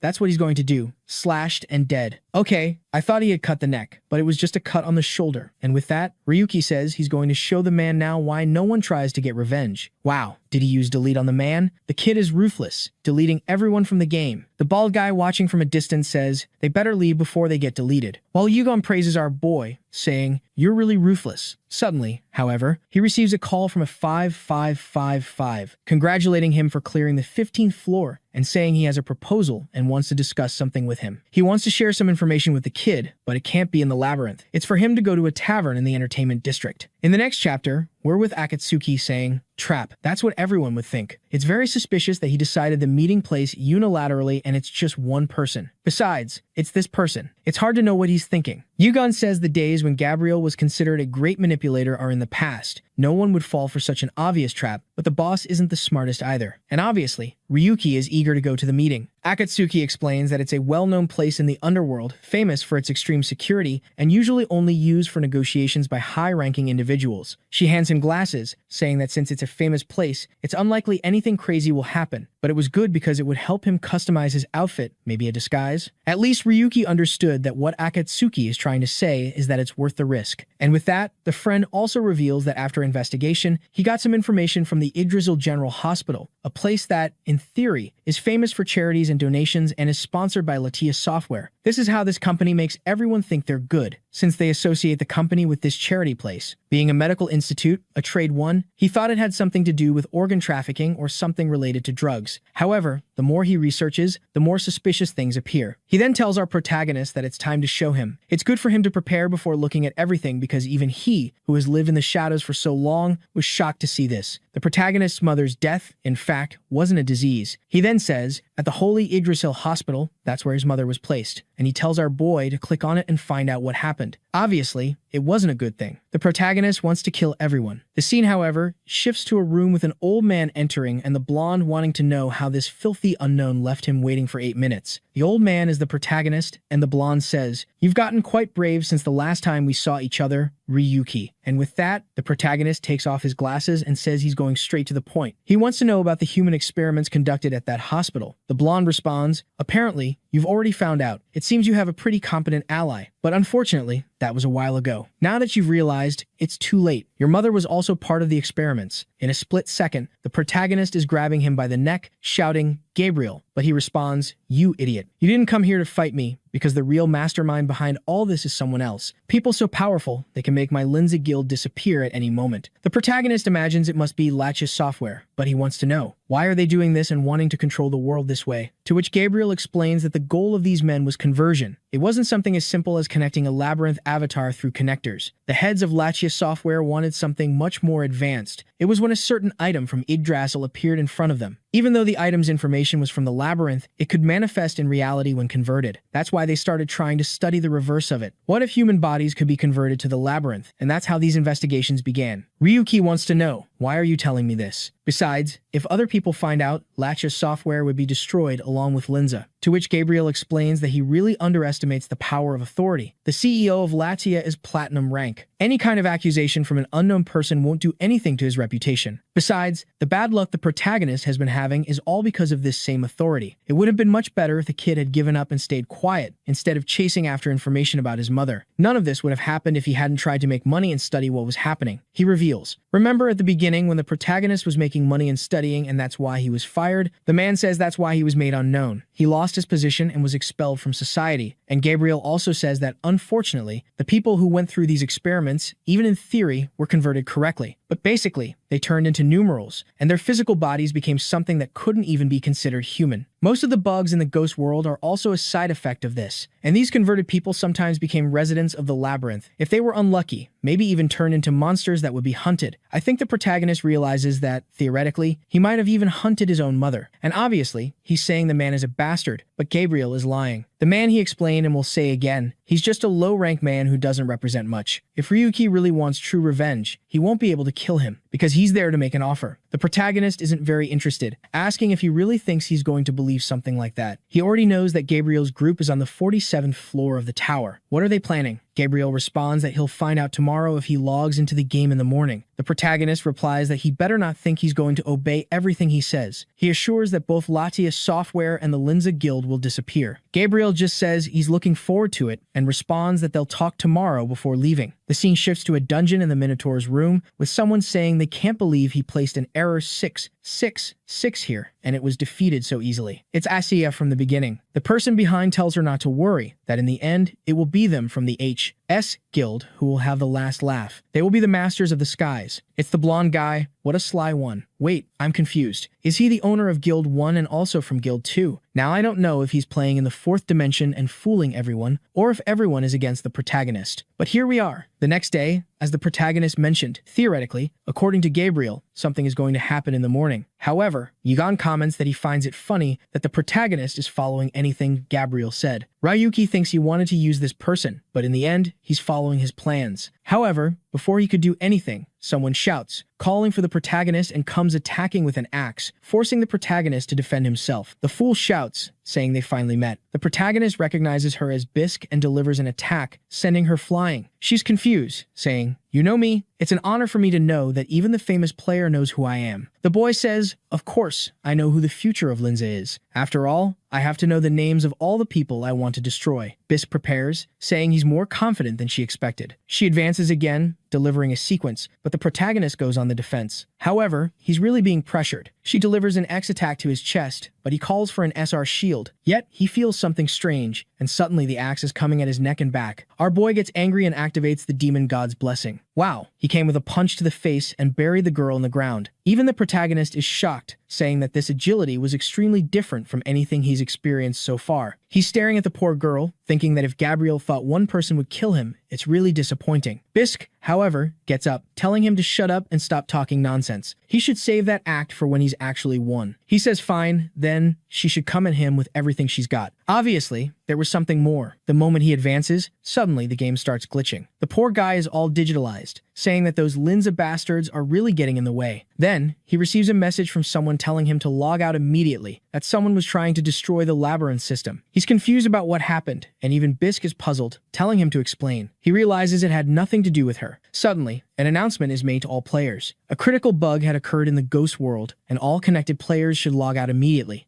The message starts glitching, while Bisque wonders what's happening, and in general, the city is also confused. Bugs happen every day, so why do they seem so scared? In the Lachia building, people are confused, saying that real-time monitoring is impossible. This was affecting even the players affiliated with them, and the bugs seem to be spreading across all towers and cities. Meanwhile, the blonde guy is staring at the monitors, saying, "This must be Lardia. That fat idiot is up to something." He remembers a moment when he went to meet him. He warned the fat guy, "I'm in a good mood and have extra time, but I have no reason to keep talking to a fat guy like you. In the end, you were just a part of this plan." The fat guy is confused, wanting to know what he's doing with his labyrinth, because Gabriel responds that it's time to put an end to this old era. A knight is furious, saying he was already on the 141st floor and a bug had to happen right now, while another girl runs, wanting to know where Bisque ended up. There are some cloaked men in front of a dungeon, and Sarah asks what phenomenon this is, and the hooded man in the back says yes, that bastard Gabriel was making his move. With that, energy expands through the forest, and it seems a new tower is appearing. The protagonist appears, looking around and responding that it was exactly as he said. Back in the conversation, Gabriel says that Lacia wanted the glory of the ghost world to last forever, and that's why they deliberately delayed the conquest of that tower as much as possible. The plan was to delay it for 2 years. The protagonist, however, beats his chest and says no. He alone resolves it in 6 months. Gabriel says he agrees. His involvement changed the situation. And investigating our boy's fights, he realized it's something inexplicable with current technology. It was as if he had the support of Yggdrasil itself. Ryuki questions, "What do you want to do? Want to stop me?" But Gabriel says no, not him. However, for sure, Linza wants to stop him. At this moment, the front line of the demon tower is on the 14th floor. I thought it was 141, but I guess I saw it wrong. And he explains that the top on the 50th floor is reachable, but it doesn't matter anymore because tomorrow he's going to open the door straight to the 50th floor. Ryuki is thinking that he has no idea what Gabriel's intentions are. However, according to what he's been saying, the ghost tower will be conquered soon. The girl looking at the screen says it's impossible for something like this to be happening. All 2,000 players in the ghost world who were connected to the tower were instantly sent to the 50th floor. The protagonist is trying to communicate with 5,555, but no one hears anything, and no one responds. Yigon says, yeah, it seems all communications have been cut. At least now he's sure. Gabriel didn't lie about everyone being sent to this place. But what plan is this involving all the players? Does he really want to end this tower? On the other hand, he won't let this person do whatever he wants. He'll regret involving him in this plan. Off to the side is Bisk, all bruised, saying, wait, boy, what's going on? Do you know anything? He just walks away, saying, well, just look, we're on the 50th floor and the final objective of this labyrinth. She says she knows, but why is he so calm? And what is he planning to do? He turns and says that what a player does is decided. The goal is to clear and end this ridiculous labyrinth. She says he must be joking. The 50th floor is an unknown area. How is he going to beat this without information? He just ignores her and says, well, to complete this thing, we'll need a perfect weapon for the final stage. With that, he activates item synthesis and is going to use the gunblade. He's going to spend an SR item, 30 rare items, and 50 normal items. With that, the synthesis is activated, but the sword exploded. My god, the sword really broke, and there's nothing left? Yigon, however, says it's too late to give up. He just needs to lift his head. And there it is. It looks like a Megazord cannon. Peace Destroyer rank SR+,